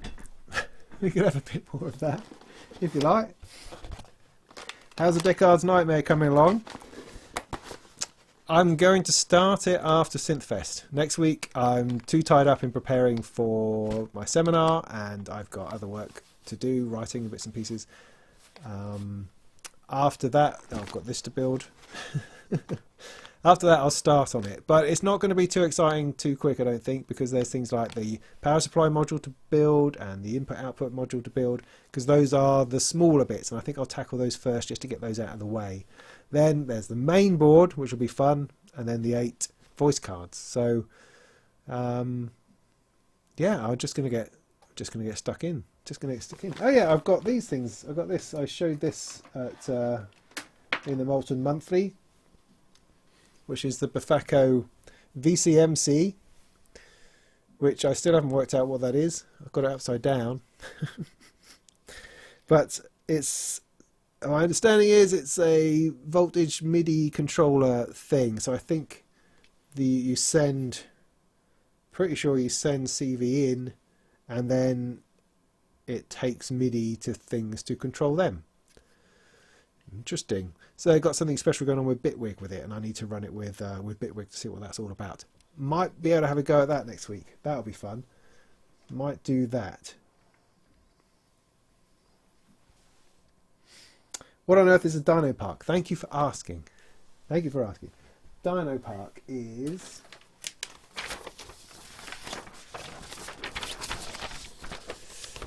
is this, right? Got it?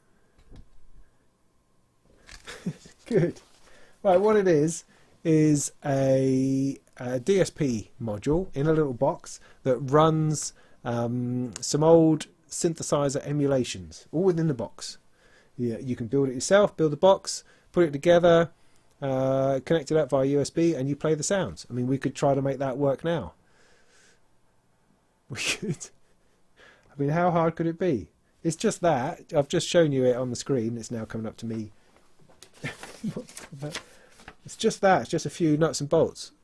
So yeah, all right. So why don't I do that while you talk amongst yourselves? I mean, I'll still chat as I do it. Let's put that over there. Now, do bear in mind now I'm a beer and a half into this thing. So this here is the back, and you've got MIDI inputs, outputs, that kind of thing. So that, I mean, in some ways, I wonder why it comes as a kit. There's not a whole lot to it as far as the kit's concerned. So I've got that bit.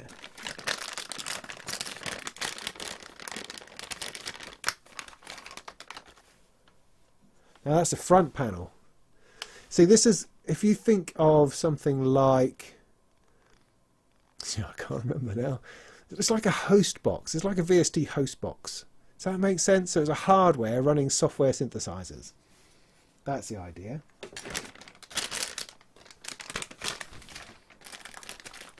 That's the power supply. I've got some cables.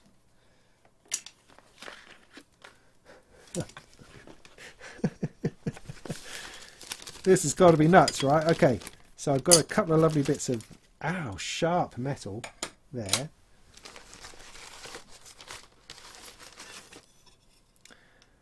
Now, the guy who sent me this is probably sitting at home watching going, oh my god, he's about to attempt to do this after a couple of beers. See, there's a nice bit of that. And this is my lovely bit of hardware. Ooh. What is he thinking? So here's the main board.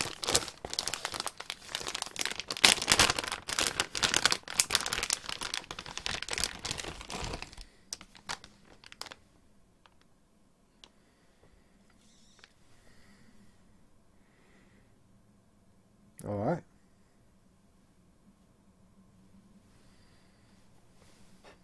Oh yeah, look at that. It fits on there. Nice. Oh, I've got it working already. Anything else in here? No. Oh yeah.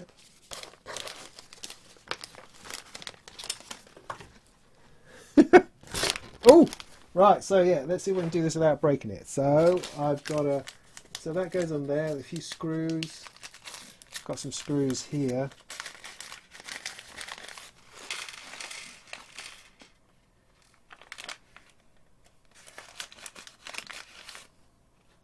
Feet. Need a screwdriver.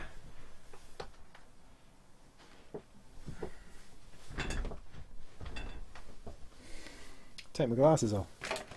So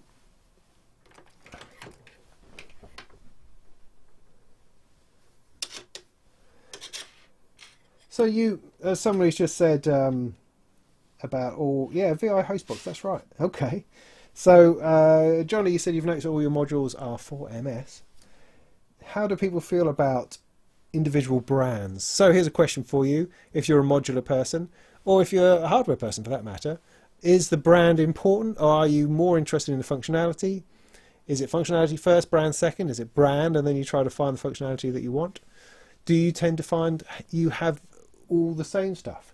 Yeah, and also regarding the Dreadbox stuff, the new chromatic range from Dreadbox, very, very colourful.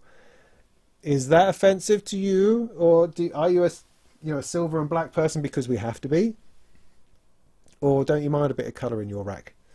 Interested in your thoughts on that? Interested in your thoughts. So that goes maybe the right way around. How do I know? Okay, that like that. Those two like that, like that. They want like that. Okay.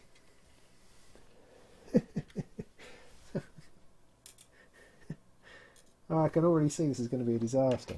But I'm working in perfect space here, of course.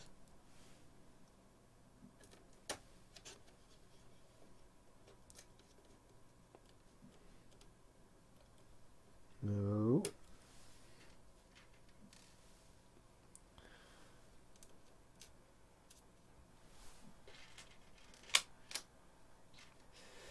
Creamware, yeah, Mac Mister. Yeah, that's what it is, creamware. See, I can't work out where my head was back in those days. I mean, I was all PC. I was all working on Windows. Everything was software. But where was I can't work out where my thoughts were on the whole idea of software synthesizers and hardware synthesizers. I mean, I was working at Turnkey. You know, we had all this stuff on demo that I didn't somehow appreciate. I mean, we had this flipping synth museum at one point with all this awesome stuff in it. Yeah, I don't know. What was I interested in? I was interested in the next IK multimedia release.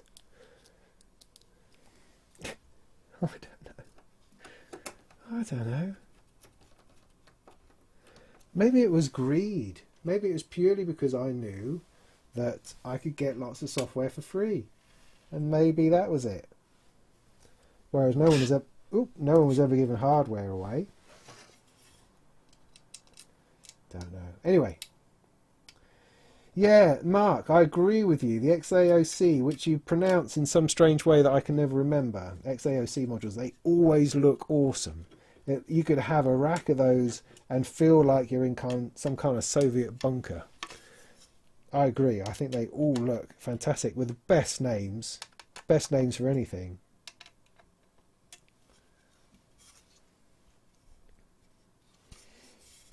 Okay, look at that. I got a motherboard in place.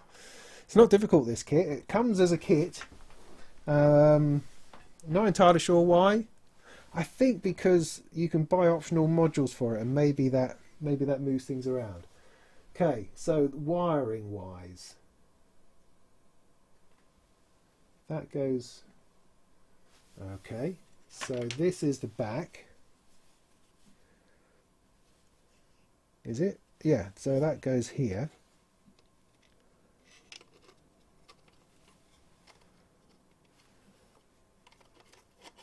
Am I going to have to take those off?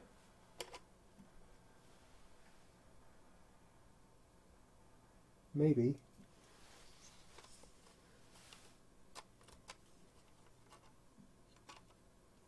No, should I?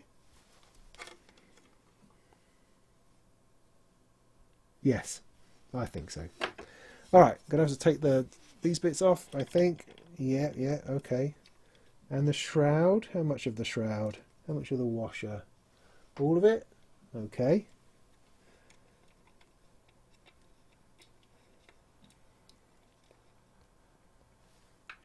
Search by function, sort price, low to high.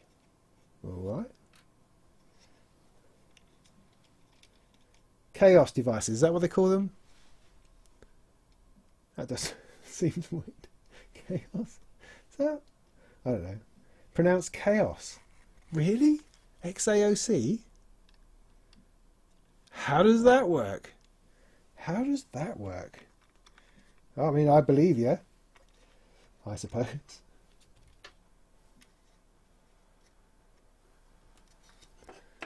Right. Where was I doing? This, like that. Oh yeah, that's better.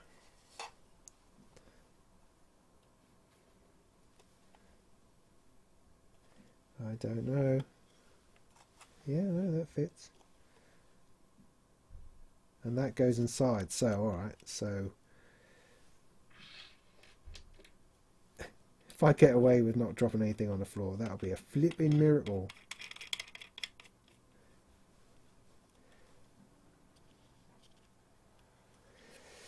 It's acrylic. Fascinating. I have no idea what that means, but it sounds brilliant. Well, I'm going to remember that now, because I struggle with pronunciation on stuff, as you may have noticed. I don't really struggle. I just say what I see. So I suddenly find that I happen to say things out loud that most of you read about. That's always a problem.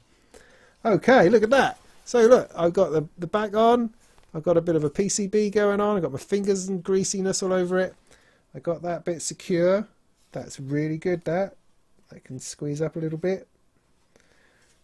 Wow, right. How does that bit work?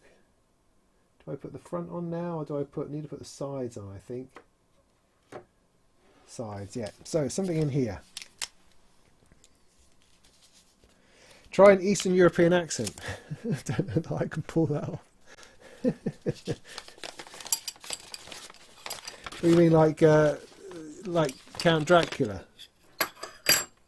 Chaos, chaos. I want to eat you. Anyway. Ta, ta, ta. Right, so I've got some strips of stuff. Which way up do they go? That's got a hole. So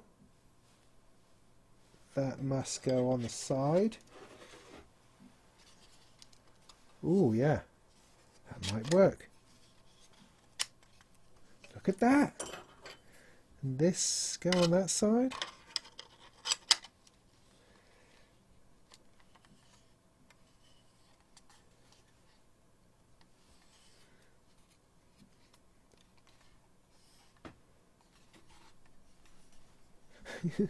You're all talking about chaos thing now. Okay. So, like that. Yeah, right. So that goes in there. I reckon I can screw that in there somehow. And this one in there. So are there any brands that you don't have? Like, for instance, I mean, what have I got from Chaos? I've got the Batumi, of course. The Batumi, which everyone should have. Everyone should have one of those. I don't have anything from Qubit. Don't have anything from 4MS. I've got the little knobs that go on the end of my sliders. They're 4MS. Pittsburgh Modular. I haven't got anything from them because I'm still waiting for the Voltage Research Labs to arrive. Did you see that? I posted a message about it on Instagram that they've had a problem with the painting of the panels. The front panels all got wrecked during the painting process, which has put them back like a month. Oh, it's a flipping disaster. So looking forward to that module. That series of modules, perhaps, within a single thing. It just looks amazing. Alright, maybe I can put the front on now. Or maybe I'll put the front on. Does it go flat against that? I think it does. Got a few cables to connect at some point. Woo!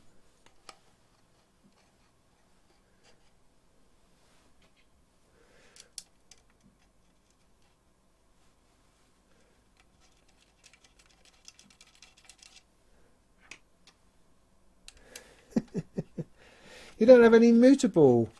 Oh, I've got Veils. Veils is the only mutable instruments one I have now. I did have a Clouds, very famously sold my Clouds because I just didn't like it. I like mutable as a whole and have said so many times. And there is a whole range of stuff of hers that I would love to have, but I don't have a space for it at the moment. Ooh. Come on, I can do this.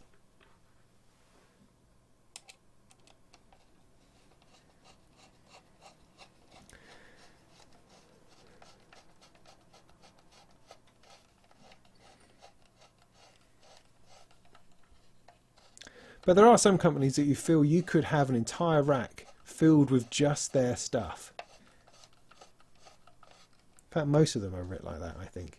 Things like Make Noise. I mean, their shared system is just phenomenal.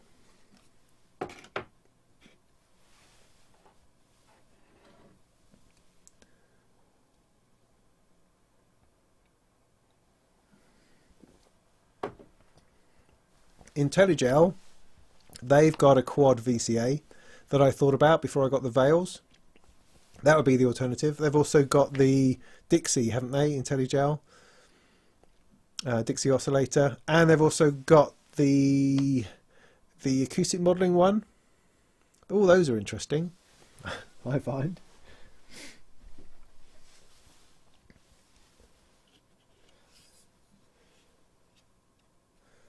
I don't mind warm beer. Okay, so yeah, coming together. Got a bit of a boat going on. Better get these cables in before I do anything else. Now that's a bit. So there's a what? So I've got. Are these the same? No, they're not the same. Right. So I've got SB diff. Couldn't care less about that particularly. Stereo analog in, stereo analog out. Whoa. Okay. So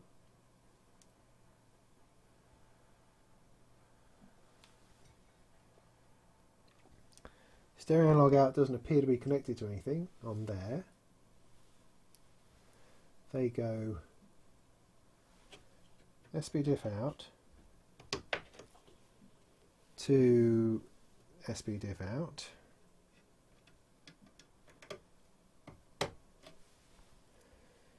SB diff in. Oh, SB diff in. I don't know why I'm spending time on this. I don't have a single thing that's SB diff anything.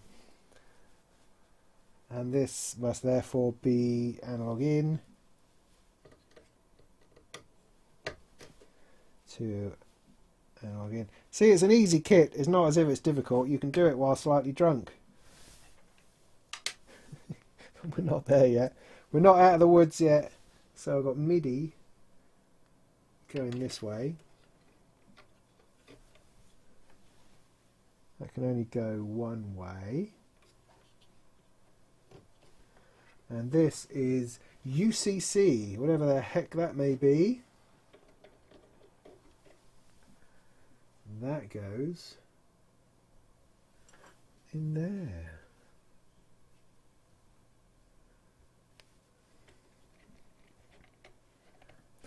Next time, right, I'll have a beer and we'll do some soldering. Well, that's got to be fun, right? Okay, good. So I've got my wires in. It's looking impressive. Now I've got to put these other sides on, the sharp bits out. So that goes in there. It's a really nice little case. I mean, I'm not particularly blown away by the form factor, but it's looking like at the moment that it's just it's not going to be any trouble. It's not going to get in the way, and they have their own sort of racking system going on. So this has got to take the sides as well at the same time, hasn't it? So this fits in with other modules that they do that I can't explain for you just at a minute because I'd need to look it all up. So that does that, and then this goes towards the back. I need all those to get the heck out of the way.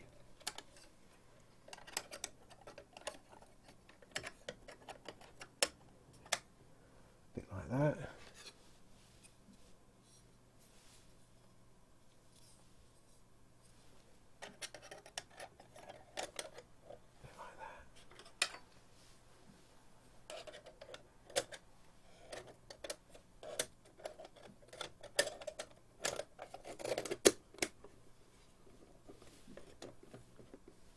Oh, my light's gone. That's usually a sign I've been going on too long. Oh, I got that together. Give me a second. I'll just change the I've changed the battery. It's the last thing I have in here on battery. Does anybody else get frightened about the amount of power sockets they have filled in their space? I mean, someone should probably do an audit or something and tell me how much power I'm using that I shouldn't be and how I'm breaking the planet. That kind of thing. Oh, that's better. So, right, let me get these other screws in and then it's done. And I'll see if we can boot it up, see if we'll make any noise. I did install the editors for it on my little computer over there, just in case I was actually going to do this.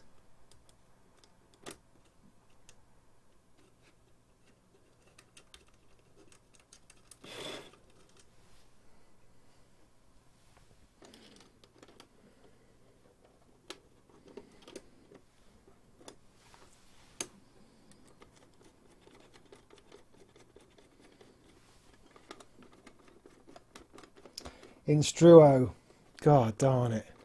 That and Folktech, right? They're the two, I think, most extraordinary, elegant module manufacturers ever. I mean, I don't see myself ever having any of their stuff. Only because it's, you know, it's expensive and proper, and I don't necessarily know that I'm that kind of knowing what I'm doing type person. That doesn't make any sense, but that's how I feel about it sometimes. They just seem to be extraordinary purchases.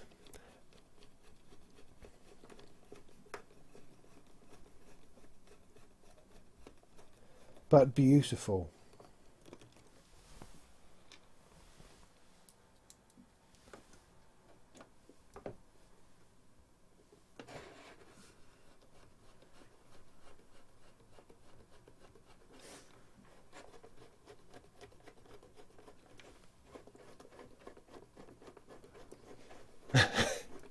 Right, okay, look, we're about to make something happen. Right, okay, cool.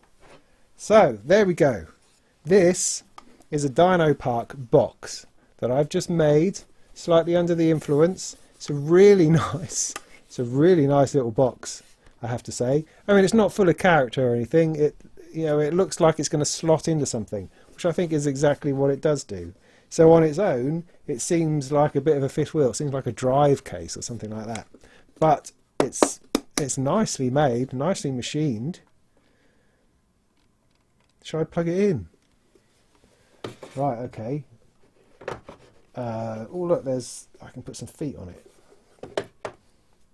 so it doesn't bang around quite so much.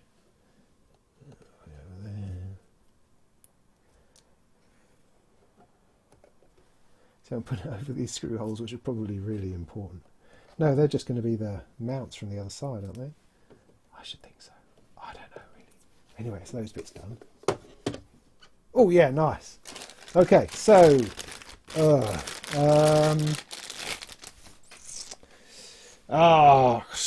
right. I've got a shaver adapter somewhere. I'm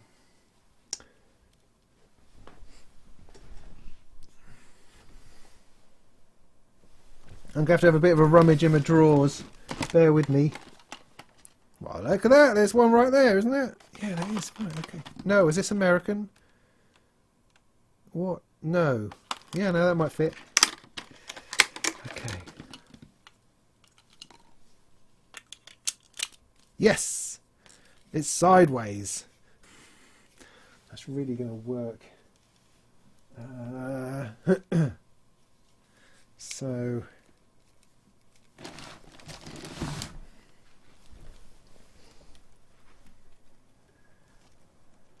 what can I get to?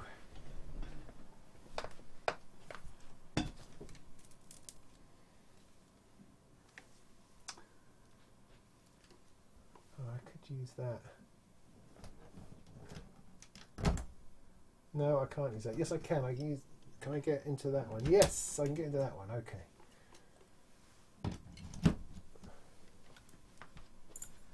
Right.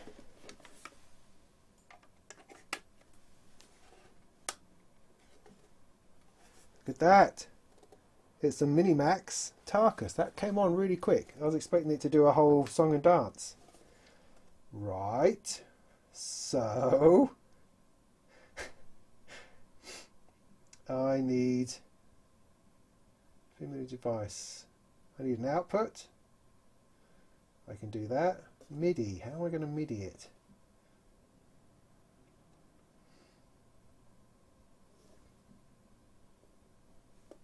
It depends on the sort of MIDI it is. So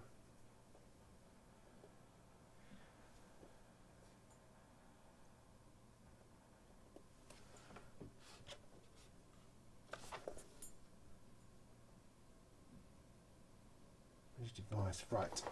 So I think I've got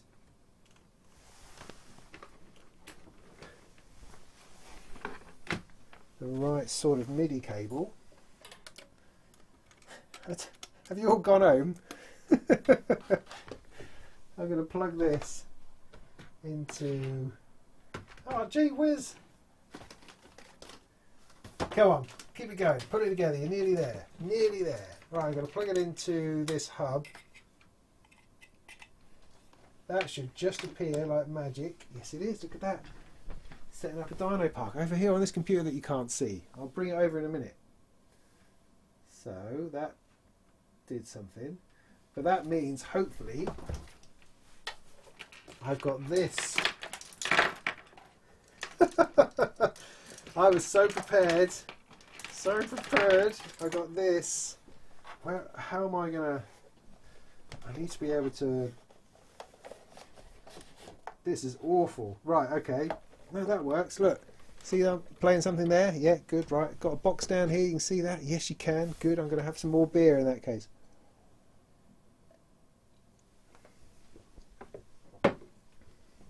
Now, the suspense is killing me.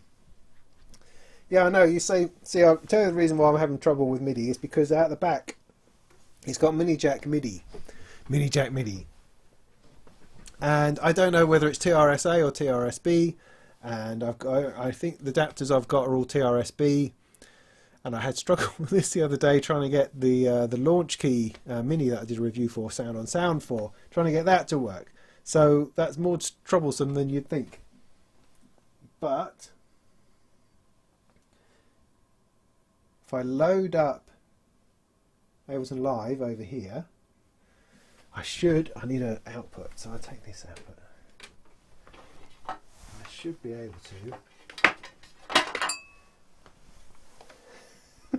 to. Input, output left. Let's try that.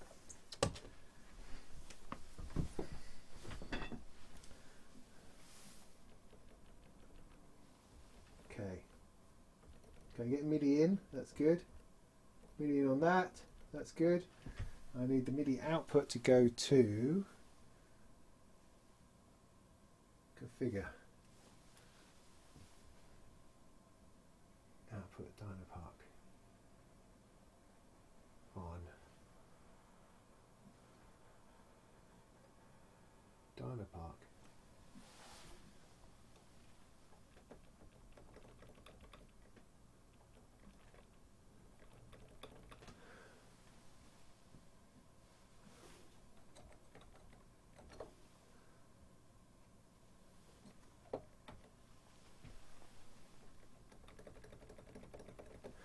Now, sometimes my Ableton Live skills let me down, okay? So bear with me. So I've got, got volume on here.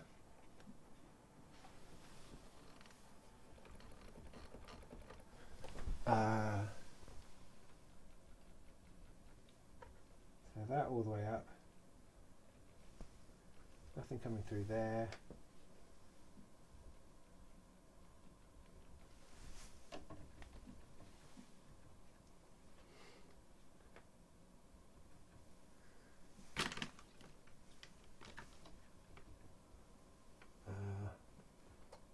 That's still plugged in, master.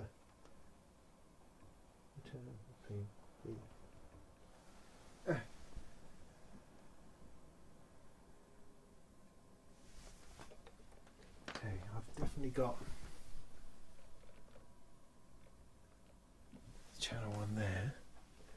how do I know if there's MIDI coming through?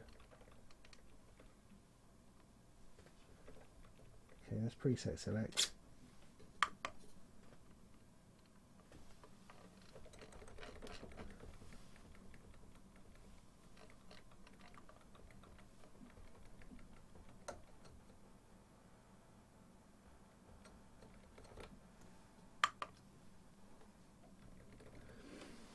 Rats, I knew it was never going to be easy, so I've got USB MIDI device, not host. Could I go host directly in? Maybe that could be a better option, therefore bypassing Ableton. But Ableton has the editors in. Think, boy, think! I'm going to need to power it.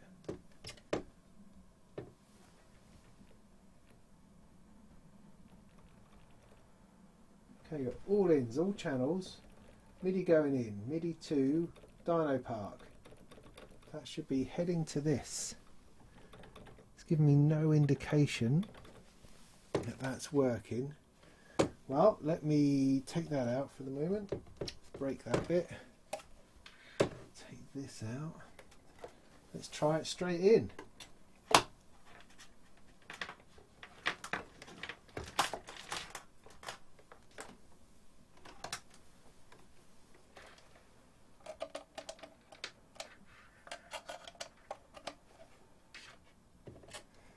Got lights.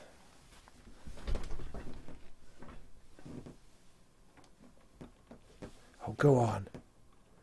I thought I was just going to instantly get sound then for a minute.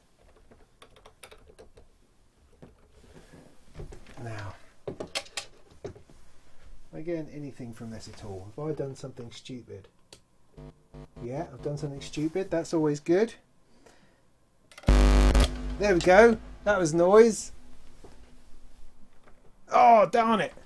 I thought we were going to get somewhere then.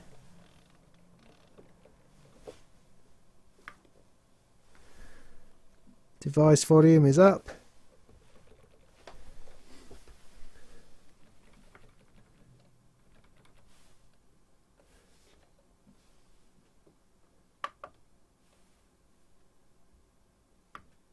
MIDI channel 1.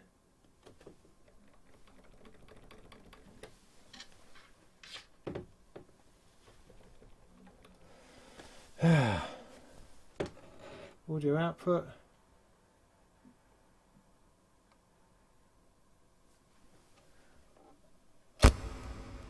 Sorry.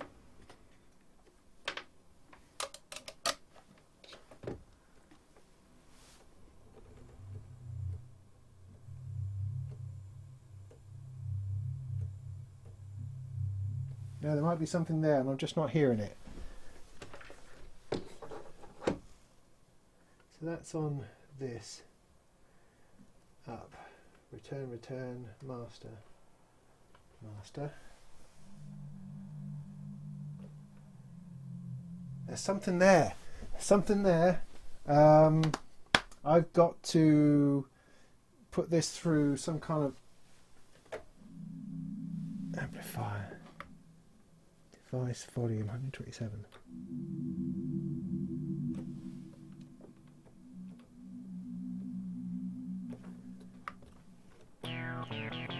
Oh yes, okay, we're rocking on gas cups now.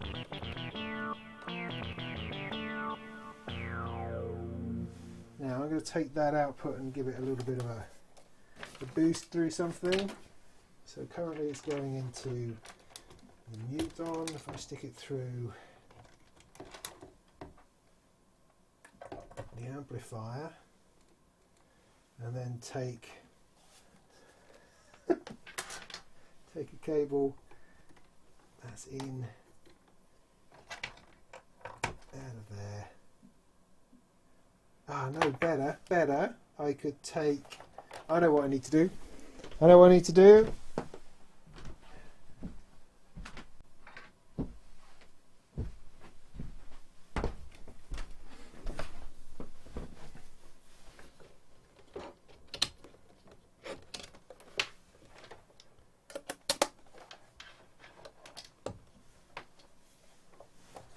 So I can take this directly into the fabulous Strymon AA1, which will put it straight to Eurorack level.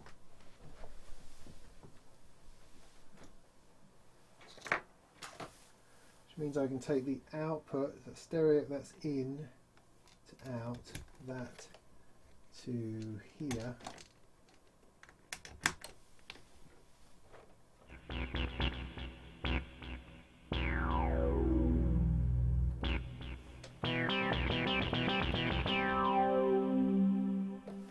So there we go, look at that. So this is called the Dino Park. It has a whole bunch of synths inside. Let's have a look, see what it has. It has the Minimax, which is like a mini Moog. I can change to different patches on the front.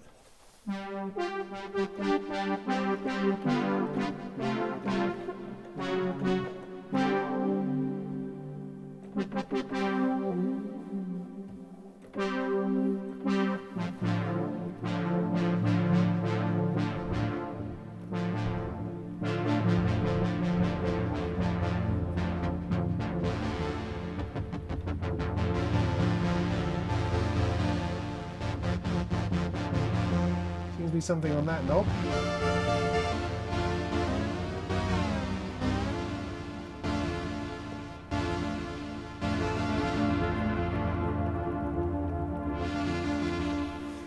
Right, let's go for a few more patches. That's synth brass, bells, and something.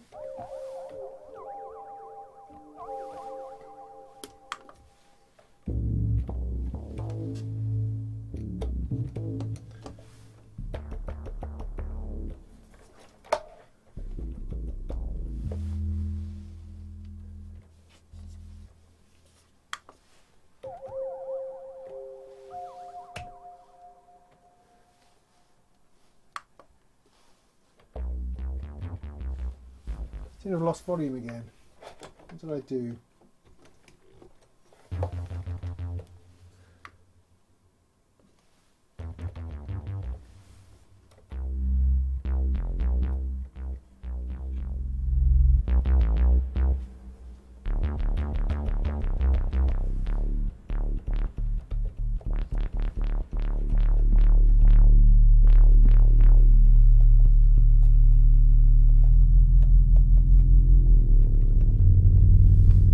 Okay then.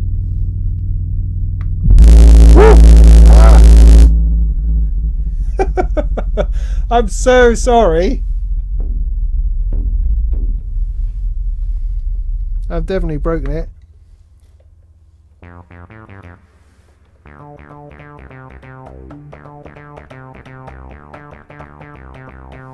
Okay, cool. Right, so let's try another thing. A Pro 12 it says on here, which is essentially a Prophet 5, I think.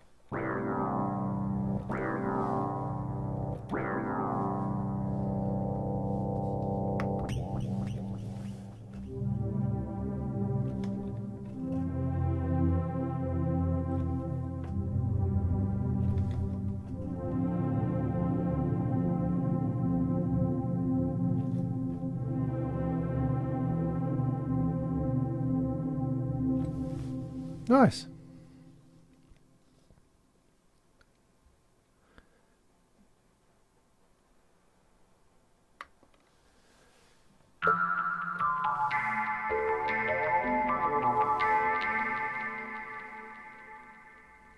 And this is the Odyssey. Oops, no, I didn't select it. Odyssey.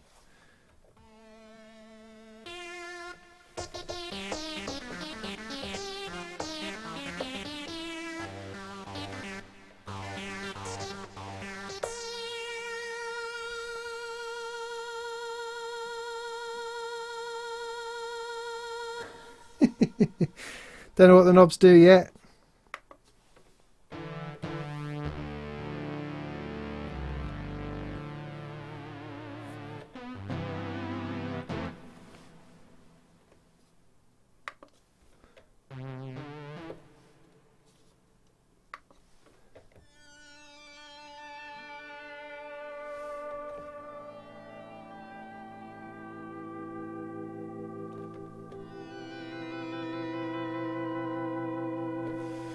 Okay, cool. So there we have that. Now I'm going to bring this to a close in a minute. I just wanted to try one more thing, which is to see whether I can get it to run through Ableton again, just to have a look at the editor.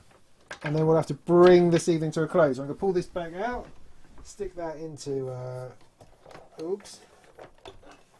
stick that into here.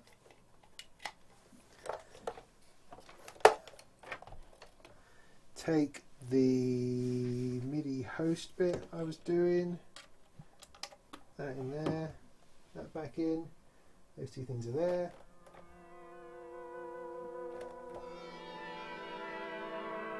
Okay, and I am on the Prodigy, so if I put that, this is all theoretical, plugins, Dino Park, Prodigy.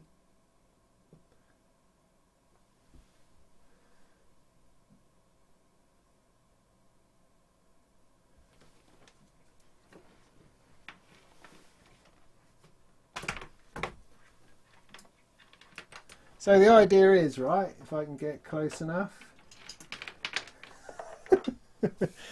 so here's the front end for it. See that? That's the front end for this, which no longer functions. Oh, rats. So,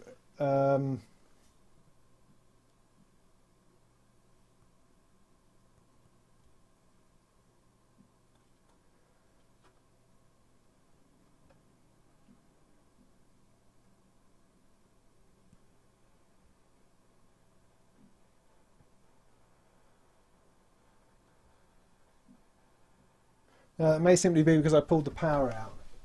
That might be it.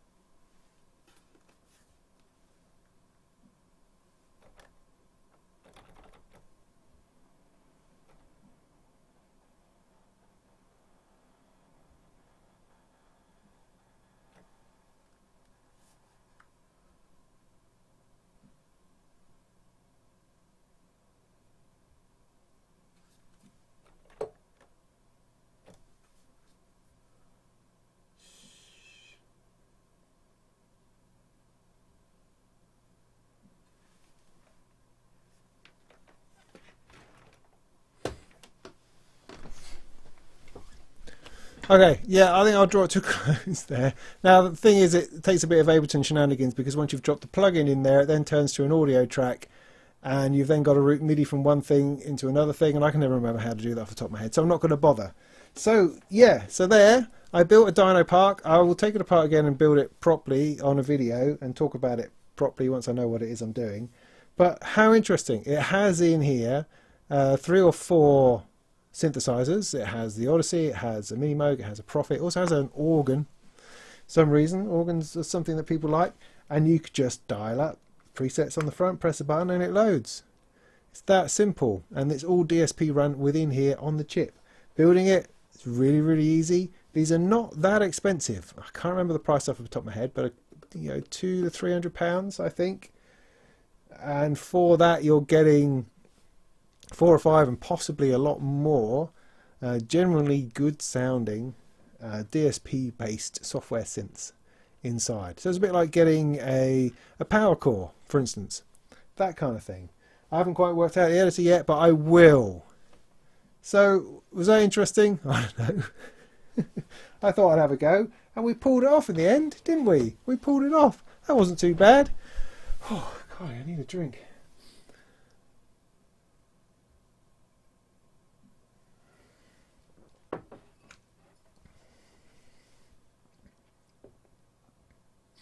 Yes, there are more. I will break with the embargo. I don't know if I've got an embargo. So coming soon, I believe, is something called Lightwave. I don't know. Sounds corgi. Something called Drum and Bass. Something called F Magia. Currently there's the Minimax, the Pro 12, the Prodigy and the B4000. So that's what we've got. But we're still kind of on pre-release, I think, at the moment. So yeah, I'm going to get stuck into this next week and make a proper video on it, and hopefully we'll get to the bottom of exactly of getting it to work properly in a nice way. Would be good with the editors. Going to stamp my feet on that and get that working. But yeah, interesting. I mean, it could mean I could have a little rack of DSP-driven software synths up here. How interesting would that be? Could I actually have a polysynth that way? Why wouldn't I use a software synth is the biggest question, of course. I guess because would supposedly always work and you wouldn't need a laptop in order to run it. See? Also, what I like is the fact that there's a Eurorack module of this coming out as well. That could be very, very interesting, because I'm not against digital modules at all. Things like the 1010 music stuff, very interesting. Possibly.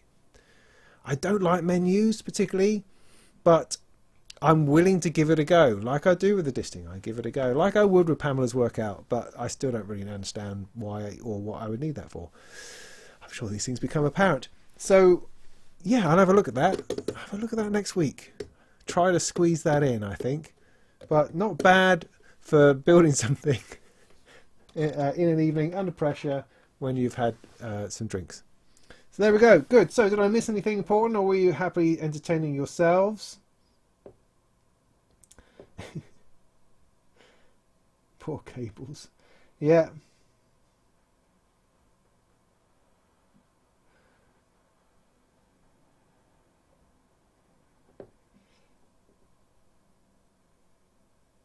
Cool, great. Well, next week, hopefully I'll see you at SynthFest. And if you fancy, we'll have another one of these live streams next Sunday evening to talk about what we saw at SynthFest. That might be good. Don't know. We might give that a go. I'll just, yeah, I'll if I decide to do it, I'll make a big fuss about it. Assume that I will, I suppose, and then you can just be disappointed when I don't. That sounds all right to me. So what I'll do is I'll plug the Behringer stuff back in again, and I'll finish on playing a bit of that. Thank you ever so much for joining me this evening. It's been slightly strange. I feel like I've shared a lot. We've talked about a lot in some ways, but we built something unexpectedly. That was good. We talked about some interesting stuff. Yeah, good. Thank you for that. I appreciate it. I appreciate you spending the time with me on a Saturday evening and sharing a beer.